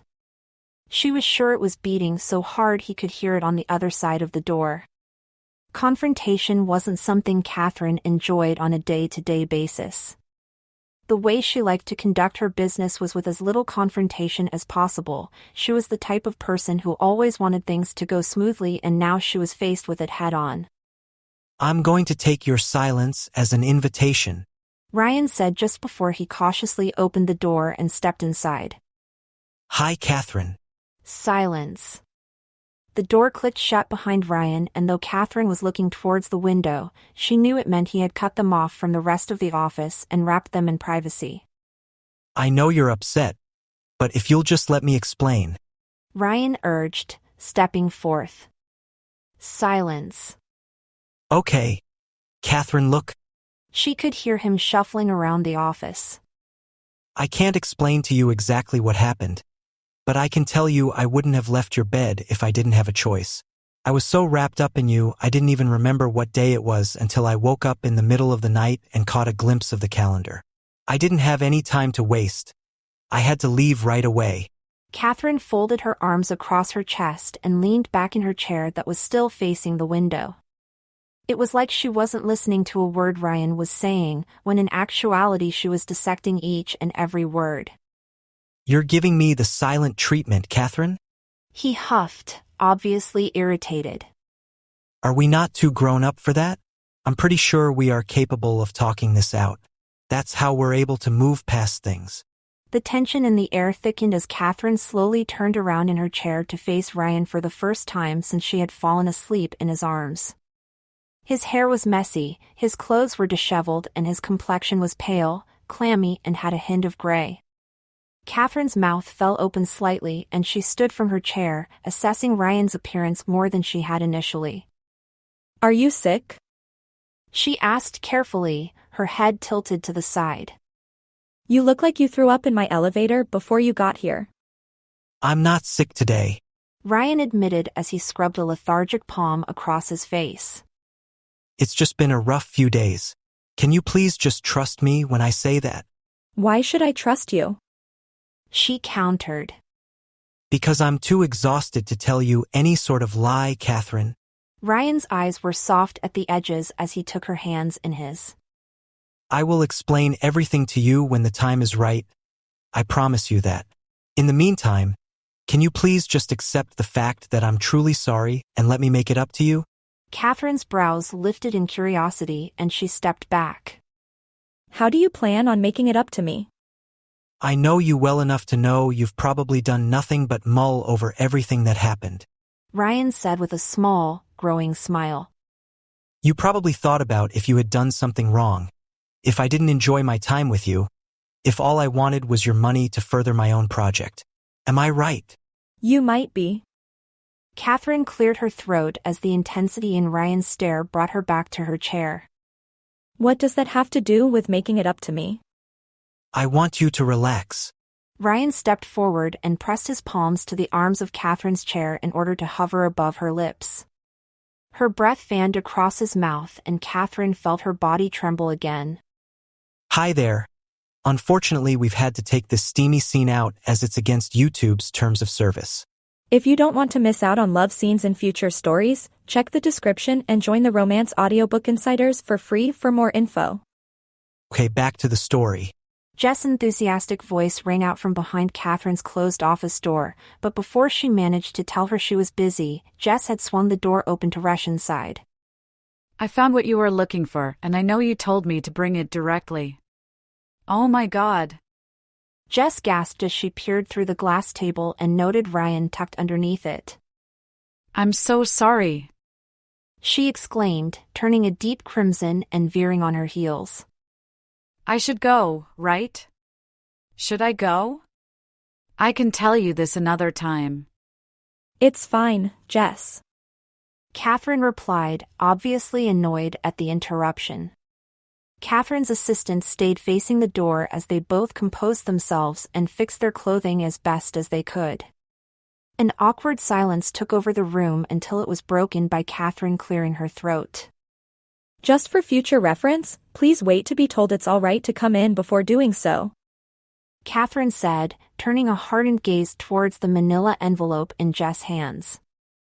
What's that? I got what you were looking for, Catherine, we found him. Beamed Jess, clearly proud of her accomplishments. You got who? Ryan interjected, stepping forward and casting an inquisitive glance towards Catherine. What were you doing while I was away? I was doing what I needed to do. She replied flatly before directing her attention back to her friend and assistant standing awkwardly before them. I was beginning to think we hit a dead end. I'll always find a way to come through for you. Jess projected. And there's something else too. Ryan and Catherine exchanged glances and she held up her hand, indicating she would fill him in afterwards.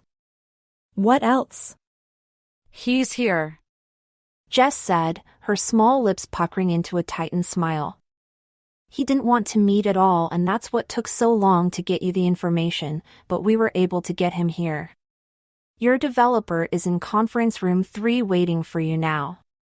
Catherine turned on her heels to direct her attention to Ryan and the perplexed expression that was written across his face. There was a part of her that knew he would potentially be upset that she went around him to find out what she needed to know, but the truth was if he had been there, she wouldn't have needed to. I don't know if you're mad, but I did what I needed to do. Catherine said suddenly, her hip jutted out and her heel tapping against the carpet. You weren't here and I needed to make a judgment call. It's okay. Ryan replied. I understand why you did it. We needed to find out who the developer is, and that's exactly what you did. Good work. The meeting had come so suddenly that Ryan and Catherine didn't have much time to prepare. They each took a few moments in the bathroom to freshen up and rid themselves of the flustered and flushed looks on their faces that came from Ryan's session beneath her desk. We will probably only get one shot at this, Ryan said, using one of Catherine's spare combs to pull back his disheveled hair. We need to make it count. I'm really familiar with the project and what the developer wants to do. So why don't I initiate the conversation as a start and bring you in for backup support? Catherine mused silently for a few moments as she applied a fresh layer of lipstick to her already stained lips. She wasn't used to stepping back and letting someone else take the wheel, especially when it came to important meetings being held in her office. This isn't the time to hang on to your pride, Catherine, she said to herself while capping her lipstick. This is for the greater good. Are you okay with that? Ryan's question brought Catherine out of her train of thought and she pulled back her lips to offer him a luminous and encouraging smile. Her body was still on fire from the literal tongue lashing he had given her, and the ache between her thighs was begging her to cancel the meeting. I'm perfectly okay with that, Catherine said, forcing herself to deny her needs until after the meeting or later tonight. We shouldn't keep our guest waiting. Jessica remained in her place when Catherine and Ryan made their exit from the bathroom. She held out the manila envelope full of everything Catherine would need in order to secure the result they were looking for. After taking the package from Jess, Catherine and Ryan left the office and made their way to the third conference room on the floor of Catherine's office, and they both breathed in a deep breath of air. They were both preparing themselves. Single-handedly, both Catherine and Ryan had accomplished a lot in their lives and on different ventures, but as they stood outside of the meeting room door, they found themselves nervous. This is our first real break with this project, Catherine. Ryan said, smoothing his palm over her shoulder. If this goes the way we want it to, everything else will be a breeze, and we will have a monument up in the park to idealize your family for as long as it stands.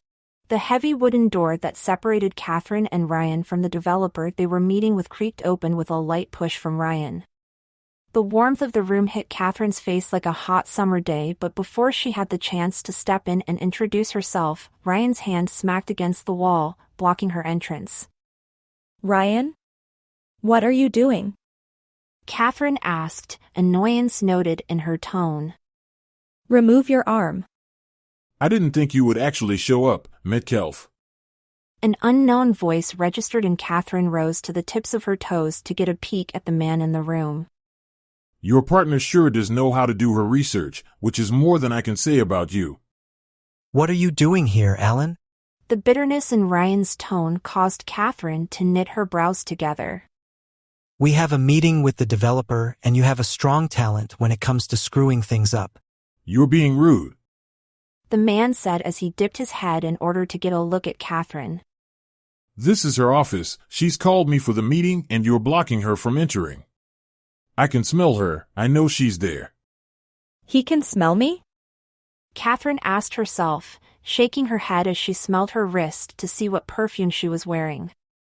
I'm fine, Ryan. Let me in. There was an obvious display of hesitance as Ryan lowered his arm and made room for Catherine to enter the conference room with him neatly tucked at her side. The testosterone brewing between the two men was almost suffocating, and Catherine cleared her throat to garner their attention.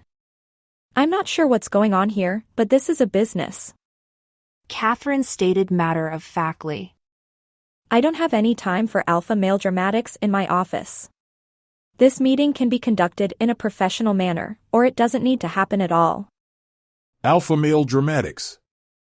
The man repeated, his attention wavering towards Ryan as he smirked darkly. Funny she should say that. Does this man know you, Ryan? Catherine asked, her patience wearing thin. He seems to think he does. Catherine, this is Alan Nickel. Ryan replied. I'm sure you've heard me mention him a few times since we've been working together. The expression on Catherine's face changed from annoyed to surprise as Ryan introduced the man who he had basically summed up to be his arch-nemesis. She mulled over the list of Allens in the back of her mind as quickly as possible and briefly recalled the name. Alan Nickel. She said to herself as she busied her hands with pulling out the stack of papers from the envelope Jess had handed her. Alan Nickel, you were in charge of wildlife habitat when you worked for the foundation. That's how your name was found. And now I'm one of the biggest developers in the state. Alan replied. His arrogant demeanor was off-putting, and Catherine crinkled her nose in distaste. Wait a second. Ryan interrupted. You're the developer that's planning on destroying Snowdrift to build a fancy resort and casino? You're a smart one. We should get you a cookie. The room fell silent, and Catherine dropped her gaze to the floor as she took a few moments to go over everything that had just happened. Not only did she manage to get a meeting with the developer, but she also managed to get a meeting with the man who was making it impossible for Ryan and Catherine to further their ventures. All of the pieces of the puzzle were beginning to fit together and make sense, and Catherine shook her head upon the realization. And that's why you've been making it so difficult for Ryan and I to get the meetings we needed to get in order to find out who the developer is. Catherine said, stating a fact instead of asking a question. You put barriers up no matter which direction we went in because you wanted yourself to be revealed to Ryan on your terms. You wanted to set the stage, and this was the perfect one for you. I like her. Alan said, looking towards Ryan as he spoke about Catherine. She's got spunk. Don't talk about me like I'm not here, Mr. Nickel. Catherine blurted. This is my company, and you'll show some respect while I'm here. Just like you would if you were in my home. Ryan held his hand up in protest and took a challenging step towards Alan, ensuring he was standing in front of Catherine. What do you want, Alan? Surely you're here because you want to tell us something. I'm here to tell you that you're going to fail. Alan said. At the minimum, half of Snowdrift Park will be destroyed forever and a very lucrative resort and casino will be put in its place. You may have beaten me in everything else, Ryan, but you've got another thing coming if you think you're beating me in this too. Catherine and Ryan looked towards each other with uncertainty printed across their faces. The only thing left to do was hope that something in Catherine's envelope could be used to sway Alan's decision. At this point, she wasn't above blackmail if needed. Sit down, Alan said, kicking the door shut to seal them in. It's time to chat. Chapter 7. The silence in the room was deafening and Catherine sat at the table beside Ryan and in front of Alan with her brows raised. No one wanted to break the awkward streak for fear of submission. Ryan hadn't removed his eyes from Alan for a solid 10 minutes while he kept a firm hold on Catherine's wrist as if he was protecting her. Every now and then Catherine would swallow, securing her the attention of both Alan and Ryan. I hate to be the one to break this riveting conversation we seem to be having, Catherine said quietly. But don't you think we should be doing what we're supposed to be doing? Talking about the development and making our points? You can make all the points you want, sweetheart. Alan rebutted. I'm not changing my mind. My client wants what they want. Catherine watched as Ryan assessed Alan like he was a predator about to attack his prey. The vein in his forehead throbbed unnaturally and there were beads of sweat that formed on his forehead the more his temperature rose. What is it with men? Catherine thought to herself, emitting an audible sigh. Even when you're supposed to be grown up, you still act like children. The scraping of Catherine's chair moving against the linoleum flooring echoed throughout the room and she stood to her feet, with Ryan following suit. She crossed her arms over her chest and dropped the envelope on the table, deciding that it wasn't the right time to use whatever if anything was stacked inside. And who exactly is your client? Catherine asked. I highly doubt it's the Hilton. Alan barked out a laugh and Ryan sneered. No can do, lady. Alan answered. That's privileged information. You can find out when everyone else does. They want their resort, their casino, and their money. It's as simple as that. Catherine watched as Ryan sat silently in his seat with his eyes securely focused on Alan. Catherine was certain he would have taken over the conversation by now to act as her backup, but he said nothing. He sat and he watched like a guard dog parked at Catherine's side. If you have your client contact me, Mr. Nickel, I can offer an amount I'm certain they would be pleased with, Catherine said. I have some personal ties to that park. It would mean a lot to me to save it. This isn't just about the wildlife. I know what your personal ties are, Miss Goldberry. Alan replied with a moderately professional tone. I know you've done your research, just like I've done mine. Though I'm sure when this meeting is over, Ryan will tell you more than you need to know. I'll leave that to his discretion. The conversation shifted towards Ryan and instead of offering up anything that might help their situation, he remained rooted in his seat, still and quiet. Catherine's eyes narrowed at the edges as she watched him play no part in the meeting, deducing it down to not wanting to converse with someone he didn't like. He was being selfish and Catherine knew it. Look, Alan. Catherine started after tearing her eyes away from Ryan. You don't know what your client would want until you let them hear my offer. Let me just stop you right there. Alan stood from his seat and Ryan immediately rose to his feet. It doesn't matter what you offer or how much you offer, at the very minimum, half of that land is being cleared out and a nice resort and casino will go in its place. Do the smart thing and invest in the right project instead of boosting Ryan's do-gooder ego. Join the winning team, babe. You'll do better over here. Alan ignored Ryan's glare that was penetrating the back of the neck as he exited the room without another word spoken. Catherine emitted a heavy sigh and drummed her fingers against the table, side-eyeing Ryan and wondering just when he was going to speak up. You can say something now, she thought to herself, carefully assessing his movements. We need to talk.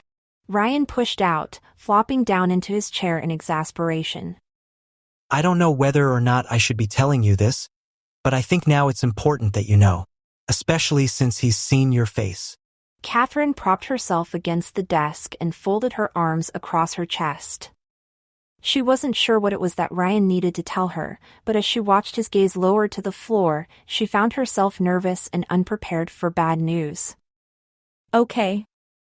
Catherine replied with her icy blue eyes locked on Ryan. What's going on? You're either not going to believe me or you're going to flip out. Ryan. Catherine urged. Come on, you're making me nervous. I don't like being nervous. Ryan nodded his head as he so obviously put himself in Catherine's shoes and inhaled a deep breath of air. She had been about to step forward to stop Ryan in his tracks as he pulled his shirt over his head and dropped it to the floor, but instead she stood silently. The discoloration of Ryan's chest was something that Catherine had only seen in movies. Purples, blues and blacks stretched across his chest, along his side and wrapped around to his back and created a river of bruising. He looked as if he had been beaten up in the back of an alley, and Catherine's eyes watered at the sight. Oh my God. She whispered as she stepped forward, her flighty fingers moving tenderly across Ryan's distressed flesh. What happened? This is what I wanted to talk to you about. He replied as he casually gauged her reaction. What are you thinking? I'm thinking about what did this to you. Catherine breathed, the palm of her hand pressed against his bicep. Does it hurt? No. Ryan replied. I heal fast, so it doesn't cause pain anymore. Unfortunately, I heal faster than my body actually thinks, so I'm still left with the bruises. They'll be gone in a day. 2 at the most. Catherine stepped back and looked at Ryan as if he had 2 heads. His body was covered with a thick armor of bruising, and he expected her to believe that it was all going to disappear. Something had happened, Catherine was sure of it. She was also sure Alan had something to do with it. You can't possibly believe these bruises are going to go away in less than 2 days, Ryan. Catherine exclaimed, her voicing growing patchier the more her emotions came through. You look like you've been beaten up. You could have internal bleeding. We need to get you to the hospital, right now. The walls of the conference room they were standing in began to close in around Catherine, and she felt her throat going tight. Panic was setting in as she refused to tear her eyes away from the gruesome sight before her. There was a possibility that Ryan's state was her fault. If she hadn't asked him to go home with her, he might not have gotten beat up, potentially in her parking garage. If she hadn't left her car at the restaurant, he might not have returned it and gotten beat up, potentially at her office. Let's go to the hospital, Ryan. Catherine demanded. Now. Catherine, I'm a werewolf. We can role-play later, Ryan. She replied. We need to get you to a doctor first. The sound of Ryan's voice echoed loudly off the walls as he slammed shut the same door Catherine was trying to open. Catherine, listen to what I am trying to tell you. His voice was powerful, and Catherine noticed an unfamiliar yellow glint to his eyes as she turned to face him. I am a werewolf. I turn into a wolf every full moon. Tick. Tick. Tick. Tick. Tick. The clock on the wall broke the silence as Catherine stared heavily at Ryan, trying to figure out a way to assess his confession. Her brows pulled together and her nose crinkled every time her mouth opened to speak, but no words came out.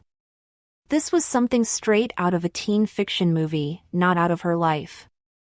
She laughed. That's one way to respond. Ryan said bitterly as he hunched down to retrieve his shirt. I didn't tell you to be laughed at. I told you because you have a right to know. Catherine buried her face in the palm of her hands and began to shake her head as she sat down. The weight of the information Ryan had given her rolled on her shoulders like a ton of bricks, and Catherine didn't know what to believe. It's not possible. She thought to herself as she peeked up at Ryan through narrow cracks between her fingers. There's no such thing as werewolves. Okay, listen. Ryan crouched down on his haunches to meet Catherine's eye level, and he carefully attempted to soothe her nerves by caressing her knee. The night I disappeared, it was a full moon. You can look on the calendar. I had to get out of there as soon as possible because I knew I was going to shift. The moisture in Catherine's mouth dissipated and it became dry as the desert as she tried to swallow. Ryan's expression was soft and understanding, and he allowed her the time she needed to process everything that was being said. Everything Catherine ever believed was being proven wrong. I don't understand. Catherine whispered, uncertain as to whether she should look Ryan in the eye. It doesn't make sense. When I was 9 years old, I got lost in snowdrift and I ended up being out all night. The rangers didn't find me until the next morning, Ryan said. When I came to the following day, I was in the hospital and I had been bitten on the leg, though the doctors weren't able to tell what kind of an animal attack it was. It wasn't until the first full moon that I realized. You turned into a wolf? Catherine asked. That's right. My first time turning into a werewolf. The pain was so blinding that I yelled bloody murder. Of course, I didn't expect any of this to happen, and I morphed into a wolf at home. My bones snapped and broke in every direction, and sometimes they even pierced through the skin. My jaw snapped and my fingernails pushed through the tops of skin, Ryan said regretfully. When my parents came to see why I was screaming, it was too late. I had already become the animal I didn't want to be. I had no control back then. I was young. I mauled them. Catherine's mouth fell to the floor and she drifted her gaze to the corner, dumbfounded. You. I killed my parents. Ryan's blunt statement caused a chill to ricochet along the length of her spine, and her heart began to ache for the man in front of her. Catherine knew just what it felt like to lose parents, but she wasn't capable of even beginning to fathom the idea of it being her fault. If everything Ryan had been telling her was true, none of it was actually his fault. It was all out of his control. But he would spend the rest of his life blaming himself, and Catherine didn't need to ask to know that was the truth. I don't understand why you're telling me all of this. I don't even know if I believe you. Catherine admitted shamelessly. How do I just believe something like this? It's impossible. I'm not really sure why I expect you to believe me. Ryan admitted, reaching out to tuck a wayward strand of Catherine's hair behind her ear. I just needed to tell you because Alan is one too. The reason I've encouraged me dealing with him is because I knew if he saw you, he would make his mark just to get back at me. The lines beside Catherine's eyes deepened and she swayed her head to the side. His mark? He'll find you unless we find him first, Ryan said, pushing forward so his mouth was merely inches away from Catherine's. He knows the way you smell, the way you look. He knows that you want to destroy his project, and he knows the way I feel for you. He could hear my heart beating the moment we walked into the room. It was beating for me? Catherine asked innocently, finding herself momentarily forgetting the issue at hand and getting lost in Ryan's eyes. Mine was beating for you. I know, I could hear it. A small smirk played at the corner of Ryan's mouth as he inched towards the door of the office to lock it. The room had no windows, the table was made of solid oak, and Catherine had already requested to not be disturbed and berated Jess for the way she entered her office. She wanted him. Can you still hear it now? She asked. Ryan nodded his head as he stepped towards her and answered her question with a suave smile. I can hear it pounding in your chest, he said. Catherine stood up from the chair she was sitting in and slipped her hands beneath the fabric of Ryan's shirt. Oh no. Another love scene had to be taken out due to YouTube's policies. If you haven't already, join the Romance Audiobook Insiders for free to learn how to get love scenes in future. Link to join is in the description. Pause this and do that. It's okay, we'll wait. Signed up for free? Good, now back to the story. The corners of Catherine's mouth turned upwards into a smile and she pulled her blouse from the chair it was draped over, preparing to get dressed. There was a warmth that stained Catherine's cheeks and she felt a sudden wave of exhaustion and hunger, even though she didn't want to admit it. If she had it her way, she would spend the rest of the day and night with him, repeating what they just did in between every meal. I know I have to really think about what you told me, Ryan. Catherine said, chewing on her lower lip and accepting her skirt from him as he handed it to her. I don't know how to believe it, but I don't think I can say I don't believe it either. I can prove everything to you, Catherine. Ryan said, leaning in towards her to fan his breath across her face. All you have to do is trust me and agree to help me take Alan out. Everything else can be explained and you will know anything and everything there is to know. I promise. Catherine's expression softened at the hope lighting up Ryan's features, and she couldn't help but smile and nod her head in agreement. As Ryan enveloped her in a tight hug, her smile turned to uncertainty and she looked towards the door, finding herself afraid of what the answer would be if she asked what Ryan meant by take out Alan. Hey there. Did you know that we've other hot romances like this that we want to release? But we need your help. Subscribing shows us that you're part of our journey and allows us to make more of these stories at a higher quality. So please, my queen, subscribe to the Romancely YouTube channel now. Thanks. Now back to your story. Chapter 8. Dear Diary, it's been 3 weeks and 2 days since Ryan told me he was a werewolf, and it's been 3 weeks and 2 days since I felt him inside of me. I never thought I would be the type of person that craved someone more than what I craved myself, but I was wrong. Every night we've spent together, I wanted it to consist of something more than business or our plan. I know this is for the greater good, but a part of me can't help but wonder if Ryan's affections for me were merely a way to soften me for his great reveal. I hope I'm wrong. The days have been long. When I'm not in the office working, I'm working with Ryan and going over every last detail of the plan to keep from getting hurt. I've spent countless hours on the never-ending paths at Snowdrift Park during the day, making sure I took into consideration every possible escape route, and I've stayed clear at night.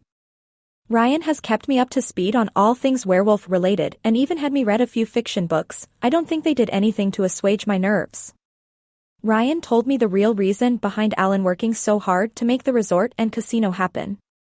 It wasn't because he wanted to see more money come into the area, it wasn't even because he wanted to see the park destroyed. It was because he wanted to prey on humans. The wildlife that lived in the park had become boring and predictable to him. He thrived off of the fear that resonated in the eyes of humans and the way the life filtered from their eyes as they took their last breath. He was hungry for blood, and that made me nervous. It also made me think back to the animals that attacked my parents. I didn't want to believe it was Alan or even Ryan that caused such damage in my life, but when I approached the subject with Ryan, he simply shrugged. Maybe he didn't know the answer. Maybe he did. A part of me feels guilty for writing all of this down.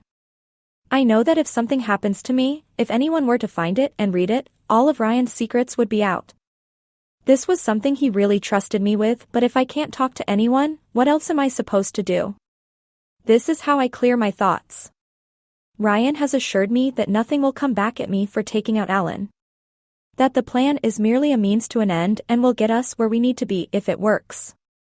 He's told me not to worry, but ever since he fessed up and said that he would have to take Alan on himself, worry is all I've done. I'm not sure I'm ready to lose him from my life when I've gotten so used to hearing the thoughts of someone other than myself. Catherine exhaled a deep breath of air as she sat nervously and on the edge of her seat. The sun was beginning to set, which only meant one thing: the full moon would be rising. All of the time Catherine had taken to prepare herself for tonight no longer seemed like enough, and she found herself wishing it was another month away.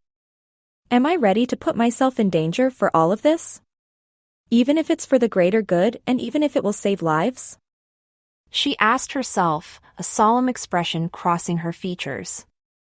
When Catherine's parents were alive, they always instilled the greatest values in her. She learned that doing good for others would get her larger pieces of the karma pie, and she hoped she had done enough to bake an entire pie. If her parents were proud of her, it would all be worth it in the end. Even if something bad happens, I would rather know I left this earth doing something valuable and saving the lives of other people. She mused. They would be safe. I just hope our fight isn't for nothing. The sound of Ryan knocking once on Catherine's door pulled her out of her thoughts. The time had come for her to do everything she promised she would do, and her stomach twisted with nerves. Come in, she said, her fingers twisting in between one another in a nervous habit. The door is open. The door creaked slightly as Ryan pushed it open to offer Catherine an enthusiastic smile. His skin was pallid and there was visible sweat lining his brow. Are you okay? I'm good. Ryan replied, remaining planted at the door. I need to leave very quickly. This is a full moon. I need to get to the park with plenty of time to spare, and the sun is setting quickly. I'll be leaving my Range Rover parked downstairs. I want you to take it with you tonight. Don't use your car. But what if Alan sees it? Won't he know that it isn't? Catherine, please. Ryan replied, dragging his hand across his face. Don't drag this out any more than it needs to be. Just trust me tonight, because we can't afford to waste the time it would take for me to explain everything to you all over again. You either get it or you don't. As awkwardness flooded the air, Catherine turned her sights away from the door and clenched her jaw. It wasn't as if she was asking illogical questions. Any question that had anything to do with how things panned out could be the difference between life and death. Her life or her death. Right. Catherine replied shortly, irritation lacing her tone. Listen to me. Ryan said sharply, stepping into Catherine's penthouse just enough to close the door behind him. I'm going to go over it quickly one more time, just to make sure we are on the same page. Okay? Catherine nodded her head in response. Okay, you're going to go to the park and you're going to act as bait. Ryan spoke, wincing as he used that word. You're going to make it seem like you're checking something out. Maybe you can make some marks on some trees with a white marker, like you're making surveying measurements. Catherine nodded her head once again to show she understood. I'll be waiting in the shadows to pounce on Alan when he takes the bait. But Catherine, the most important thing is that you get the hell out of there. Ryan urged. My control is better now than what it used to be, but not that much better. I don't know what kind of control I'm going to have with my primal instincts heightened from the fight. If I see you, I may not be able to control what I do, and I don't want to hurt you, or worse. I understand, Catherine said quietly, standing up from her seat. I'll do this. We'll do this, and then it will all be over. We'll have the park. Ryan smiled through clenched teeth, and before Catherine had the chance to utter another word, he was gone. Deep down inside, Catherine knew it didn't have anything to do with whether or not he wanted to be there. It was obvious that he did. She knew he couldn't stay. The struggle on his face and the turmoil turning around in his eyes made it clear as day. As Ryan was standing there warning Catherine and telling her how to make sure she didn't get hurt, his insides were twisting and he had been in pain. Catherine had watched all of the movies and read all of the books. She understood about as much as she dared to. The headlights on Ryan's Range Rover cast a sharp shadow over the trees as Catherine pulled in along an unpaved path like Ryan had suggested. Spending as much time in the woods as Ryan had proved to be beneficial when it came to keeping out of sight. Okay, Catherine, you can do this, she said mentally, giving herself the pep talk she needed to get out of the SUV. Ryan isn't going to let anything happen to you. Even if he isn't exactly himself right now, he's still Ryan. He will still know you and still protect you. The walk from the SUV, down the hill and to the specific clearing Ryan had circled out on the map seemed to take longer than it actually did. The sounds of the owls, crickets and other things that went bump in the night had Catherine's skin crawling and her heart beating a mile a minute. Fear, she thought as she carefully stepped one foot in front of the other until she was as deep as she was prepared to go. They say it can be smelled. The commotion of the woods had begun to settle and Catherine folded her arms across her chest nervously as she glanced around. Through the corner of her eye, she had convinced herself she saw a pair of glowing yellow eyes.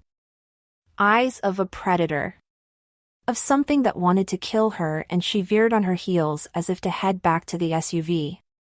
No, you can do this, she cheered herself on once again. After inhaling a pacifying breath of air, Catherine shook her arms at her sides and set forth with determination. She pulled a thick, white marker from her pocket and began tracing lines on the trees that surrounded her. It was her job to make it seem as normal as possible. She knew Alan would make an appearance, she felt it in her bones. If Alan sensed any suspicion, their only chance would be ruined. As a form of distraction, Catherine began humming her favorite song. She continued marking lines on trees, and when the sounds of branches cracking behind her resonated, she stiffened, but didn't turn. Pretend like you hear nothing, Catherine. She thought. If you seem worried, it might cause paranoia. Snap. Crack. The presence of something sneaking up behind Catherine was becoming too much for her to ignore.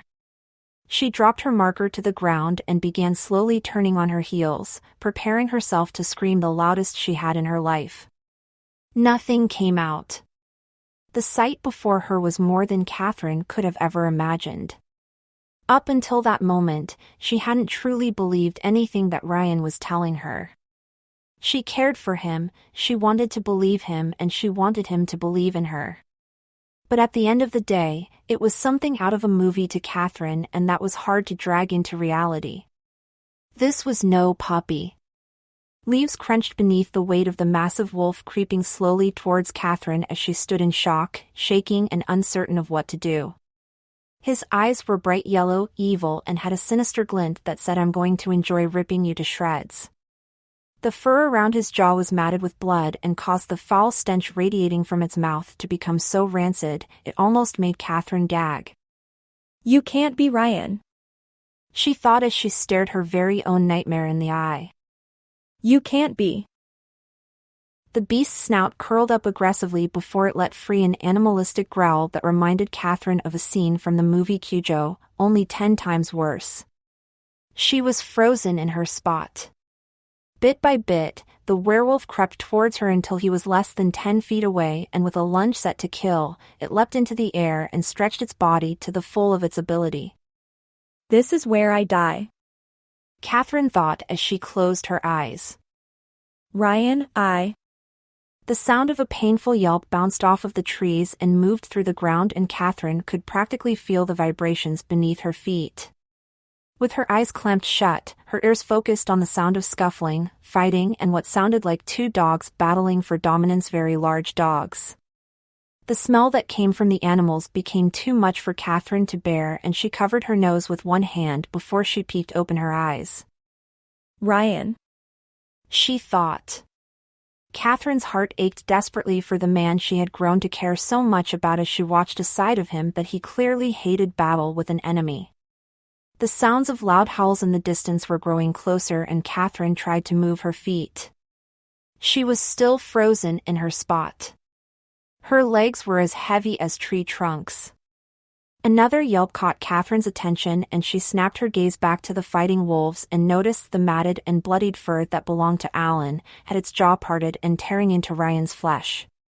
Panic washed over Catherine in a tidal wave, and blind recklessness took over her common sense. In one flash moment of spontaneity, Catherine grabbed hold of the biggest rock she could find and whipped it at the head of the dominant wolf, causing his attention to waver. You idiot! She screamed at herself as she stood terrified as Alan's wolf form dropped his hold on Ryan and started stalking towards her. Why did you do that? The paralyzing fear that Catherine felt caused her to fall to her knees before the beast that was practically breathing down her neck. Ryan's larger mass clambered to its feet and snatched at Alan's tail, using his sheer strength to whip him far enough into the trees that it created meters of space between them. Don't waste any time. I'm not sure of the control I will have, Catherine mused, mentally repeating the words Ryan had said to her. I have some control, but I don't know how much. My senses are going to be heightened after the fight. Get yourself out of there. As Catherine scrambled to her feet, a pained howl followed by a loud thump came from the distance, and silence followed. She used every ounce of strength she had to break the paralysis brought on by her fear and began running as hard and fast as she could towards the SUV. The branches of the thick trees slapped and whipped her across the face, leaving scratches and traces of small droplets of blood. Catherine felt a huge rush of relief overcoming her as she found the light of Ryan's SUV breaking apart through the trees the closer and faster she ran. The adrenaline coursing through her veins caused her to forget about the stinging sensation ripping through her skin until the world crumbled. The cold, damp floor of the forest was met with a piercing scream that came from Catherine's mouth as she tumbled down to the ground, tripping over a bundle of rocks. Her knees wept with warm blood that was dripping down her leg and her heart beat thunderously in her ear. Come on. Catherine cried, tears of pain streaming down her dirt-covered face. You're okay, you're okay. As Catherine felt her ankles swell in her boots, the familiar sound of branches breaking and leaves crushing beneath a heavy weight nearly caused Catherine's heart to stop. She lifted her head cautiously and met the snarling mouth of Ryan's beast just a few feet away. Ryan? She called out hesitantly, unsure if he could hear her or not. I'm hurt. I think I sprained my ankle. Ryan pawed further dangerously. What are you doing? It's me, Ryan. Catherine's voice trembled as she shifted her weight back and tried to create as much space between her and the werewolf stalking her as possible. The hope in her voice pleaded out to the person who she thought still lived inside of the monster creeping towards her, but her stomach told her he was gone. A shooting pain ripped through Catherine's ankle as she used the side of the tree for support to pull herself up enough to have a hope of getting away. Her movements were slow, steady, and she tried to use her best judgment to not startle the beast. To not startle Ryan. You're not you anymore. She whispered. As if on cue, the weight of the werewolf sprung forth and knocked Catherine back down to the ground.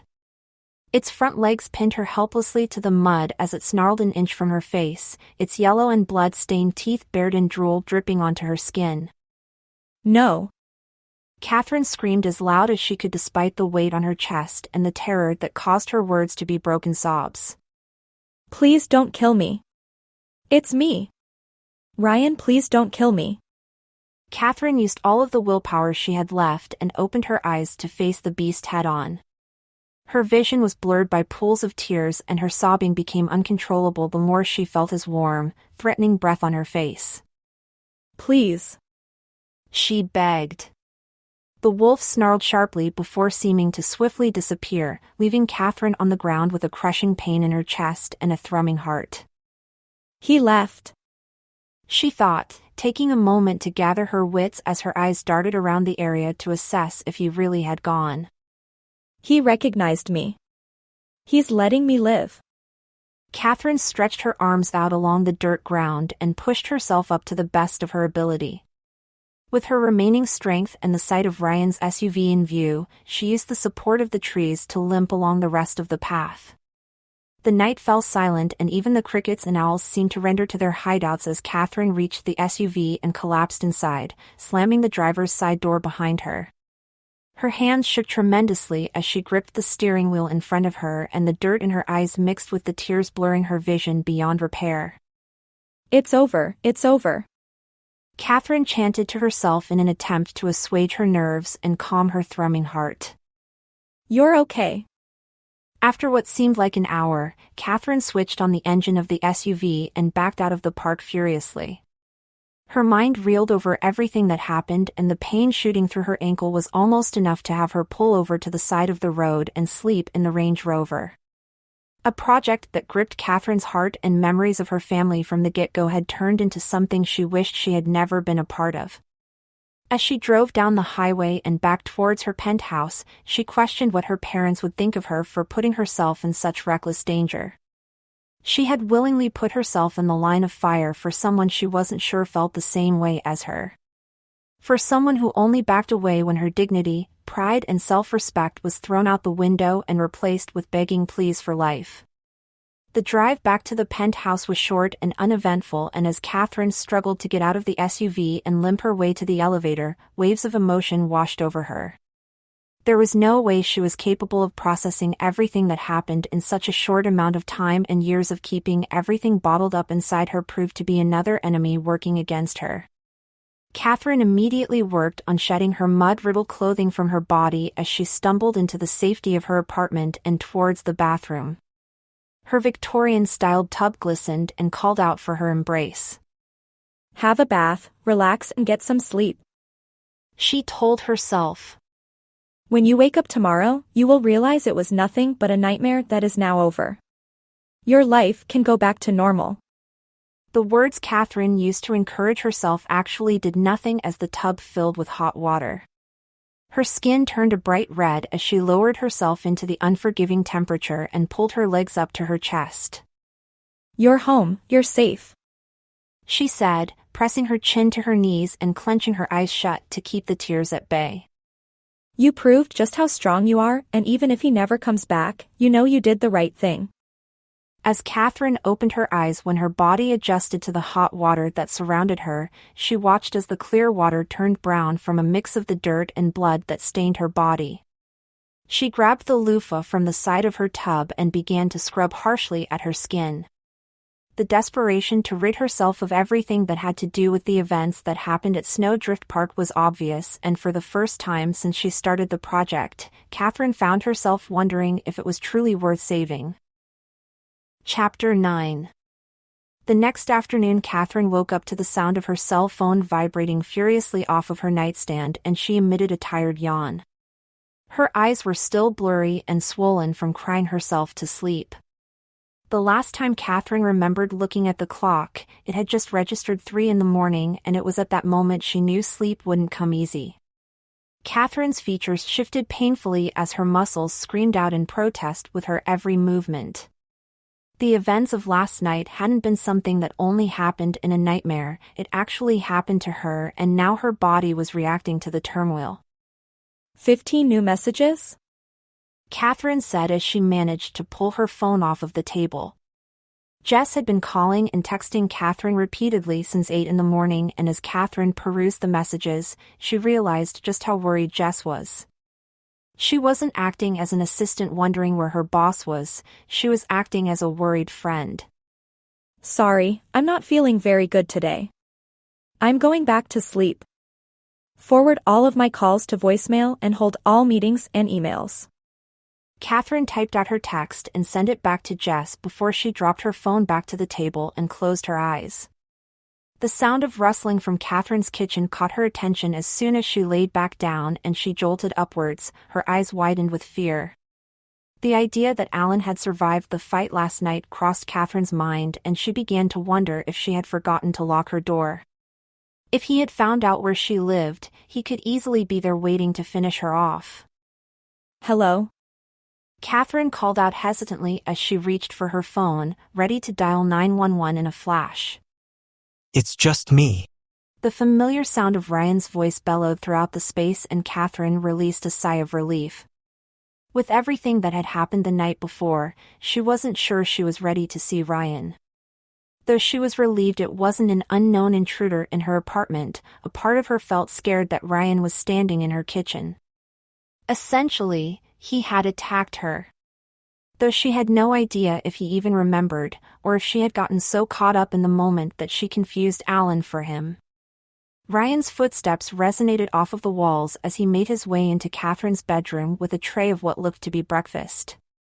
He cautiously sat down at the edge of her bed and set the tray on the floor beside them. He was there to take care of her. The breakfast Ryan made consisted of a cup of coffee, a cup of tea, some oatmeal with fresh berries, and some toast with jam. I figured you would need something to eat, he said quietly, refusing to look in Catherine's direction. Though you're probably not going to want anything too heavy. Why are you here? Catherine asked, ignoring the fact that he was even making an effort. I needed to make sure you were okay. He replied, his eyes still not meeting hers. Though I guess that's probably a pretty stupid assumption. You're right, it is. She said flatly. Because I'm not okay. I'm stiff, I'm sore, I'm probably going to be traumatized for the rest of my life because of this. You almost killed me, Ryan. Ryan's body stiffened as soon as Catherine's words left her mouth. She wasn't one that held back when she had something to say, and while a part of her understood that it might not be what Ryan wanted to hear, it was the truth. And sometimes the truth hurt. I know. Ryan whispered as he reluctantly turned his gaze to meet Catherine's. I'll never be able to apologize enough for that. I wish I had the capability of controlling myself when I turn, but I don't. But there's something you should know. And what's that? It wasn't my control that stopped me last night. Ryan admitted. It was the way I feel for you. When I saw the fear and the hurt in your eyes, it triggered the humanity buried deep down inside of me, and it pulled me forward. I was able to realize what I was doing and leave long enough for you to get away. It made me realize I wouldn't be able to live with myself if I hurt you. There was an awkward silence that filled the room as Catherine took the time to properly mull over Ryan's words. She was in no way prepared to let go of everything that happened the night before, but she knew by the tone in Ryan's voice he was telling the truth, and she knew she could forgive him. So the reason you haven't touched me in over 3 weeks isn't because you're no longer interested? She asked carefully. What? Ryan said in astonishment. No, that wasn't it at all. I should have talked to you about it beforehand, but I wanted to keep as much distance as possible. I didn't want to put you in more danger with Alan. If he knew just how close we were getting, he would have found a way to hurt you before the stroke of the first full moon. I've wanted you every second out of every day. The smile that spread across Catherine's face lit up the room, and it caused Ryan to mirror her expression and elicit a solid laugh. Though Catherine was in pain, it became significantly less when Ryan admitted his feelings for her. It became everything she didn't even know she wanted to hear. What about Alan? Neither one of us will ever have to worry about him again. Ryan replied as he eased in to stroke the apple of Catherine's cheek. I promise you that. Everything is going to work out, and you'll never have to experience something like what happened last night again. Catherine shifted her weight in order to envelope Ryan in a tight hug. His body was warm against hers, and though his body looked tired and defeated, Catherine knew that on the much larger scale, they had both won. Do you promise? Oh, baby, I promise. A small and mellifluous laugh escaped Catherine's mouth as she pulled back and offered Ryan a perked brow. Baby? I thought it was a baby kind of moment. Ryan laughed. You don't mind that I call you that, do you? Because I was thinking, since I'm pretty sure I'm falling for you deeper than I ever have with anyone else, I'd like us to have an actual relationship. I think that's the best idea you've had yet. Ryan moved in to seal his lips against Catherine's, and her eyes fell shut as she relished in the taste of his lips she had missed so much. She had almost forgotten how sweet he tasted on her mouth and how much it felt like home when he kissed her. She never wanted to forget again. The signature sound of Catherine's vibrating cell phone registered once again, and she groaned out in annoyance as she pulled away from Ryan. This better be important, she said to herself as she reached for her phone. Ryan, it's the Board of Builders. Answer it, he replied. Hello, this is Catherine Goldberry. Ryan's expressions changed to match Catherine's as she watched him sit in silence, waiting for her to get off the phone. She reached her hand out to squeeze his hand in hers, and a luminous smile spread across her mouth as she finished her conversation with a thank you and hung up the phone. Ryan, oh my God, she said, unable to find the proper words to reiterate how the conversation went. What is it? Ryan asked. What happened? That was the board, Catherine said, astonished. They've been contacted by the client who is willing to sell the land to us for the price I offered. The tribe has also reached out and said that we can use the land as we see fit, so long as we agree to keep it as sacred ground and not sell it to anyone else or let anyone else use it. Ryan, we did it. The smile that stretched across Ryan's face as soon as he heard Catherine's words had her heart melting and her pride soaring. Everything up until the moment she received the call was instantly worth it, and all the pain she felt from the night before immediately dissipated. We need to celebrate, Catherine, Ryan said as he pushed the breakfast tray out of the way further. What do you think we can do to celebrate our success and, more importantly, celebrate our new relationship? I can think of a few things. Hi there. Unfortunately, we've had to take this steamy scene out as it's against YouTube's terms of service. If you don't want to miss out on love scenes in future stories, check the description and join the Romance Audiobook Insiders for free for more info. Okay, back to the story. Catherine and Ryan stood hand in hand at the entrance of the Snowdrift Park that was full of people from the conservation, Catherine's office, and members of the tribe that had enabled Catherine to take over the land. The moment of the reveal had come and Catherine's stomach was flip-flopping with nerves. It seemed like forever ago that Ryan made his first promise to give Catherine a monument that would honor her parents for as long as the park remained standing, and finally the moment had arrived. Ladies and gentlemen, I want to thank you so much for being here with us today in this moment. Ryan said into the microphone, garnering the attention of everyone who had come to celebrate the joyous occasion. As you all know, Catherine Goldberry and I, along with the Colorado Conservation of Endangered and Rare Wildlife and Glacial Cosmetics, have been working closely with one another to preserve the state of this beautiful piece of land. It wasn't always easy, but we were able to complete our mission. Catherine squeezed Ryan's hand reassuringly as he stopped to allow time for the round of applause to cease. Some of you may or may not know this, but our biggest support and most of our financial backing came from Catherine Goldberry, and much like myself, she has a personal tie to this park. Please give her a round of applause as she tells you her story. The crowd clapping for Catherine did nothing to heighten her nerves for the moment as her eyes drifted towards the covered piece standing a mere 20 feet away. It didn't matter to her that so many people were there to listen to what she had to say. What truly mattered was that her parents were being honored in a way they never had been before.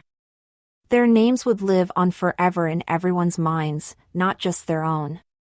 Catherine cleared her throat as she stood on the pedestal, offering a smile to the growing crowd. As Mr. Metcalf said, thank you so much to everyone who was able to make it out here today. There are some of you here who may know that I lost my parents a few years ago. They found themselves lost deep on a snowdrift path, and before they had a chance to be rescued, it was too late for them. The sole purpose of me standing here right now isn't to tell you about the plaque that Mr. Metcalf had created in my parents' honor. It's to tell you that if my parents could have anything right now, it would be the knowledge of knowing that what happened to them wouldn't happen to anyone else. Catherine offered a slight smile as she directed her attention towards Ryan, who gave her a reassuring smile. With that being said, it's my pleasure to tell you that placed randomly throughout the park we have had help buttons installed. If you find yourself too deep on a path and you're lost, don't head off of the trail, just keep going straight. You will find the help button, and upon pressing it, there will always be someone there waiting to send help. We want everyone to be able to enjoy this beautiful land, and it's our honor to make it as safe as possible.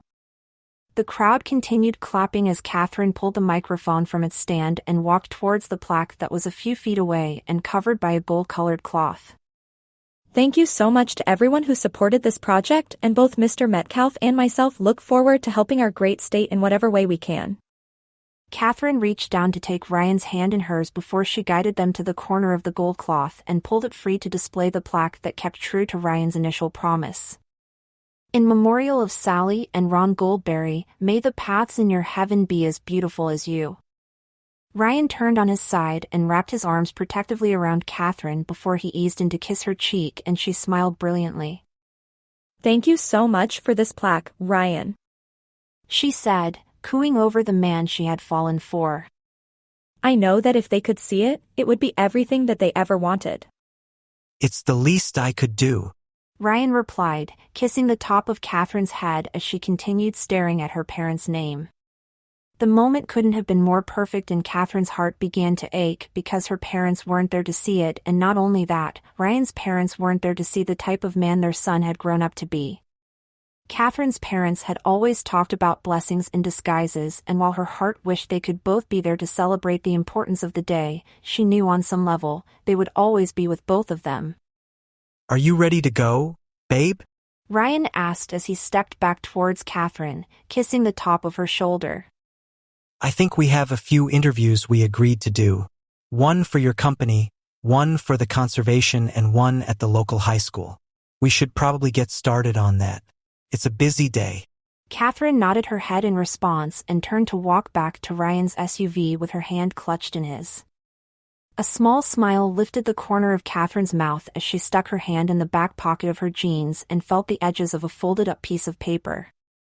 You know, I actually forgot something. Catherine said suddenly, turning her attention towards Ryan. Start the car and I'll be there in a few minutes, okay? Sure thing. Ryan replied as he meandered off towards the Range Rover. The distance back to the plaque that was hanging near one of the biggest trees in the Snowdrift Park was less than a 3-minute walk, and Catherine pulled the piece of paper from her pants pocket. She took her time, waving goodbye to the crowd that had begun to separate as she inched towards her parents' name. Tucked beneath the bottom of the plaque was a small opening that led to a locked box that Catherine had requested so she could leave notes for her parents.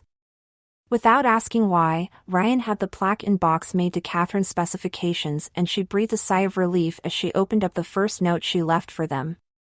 She smiled, thankful for her life as she slid the letter into its allotted spot, knowing that it would be safe and for their eyes only for the rest of the time. Dear Mom and Dad, I did it.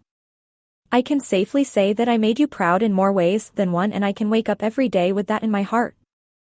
I miss you terribly. Say hi to Ryan's parents for me, wherever you are.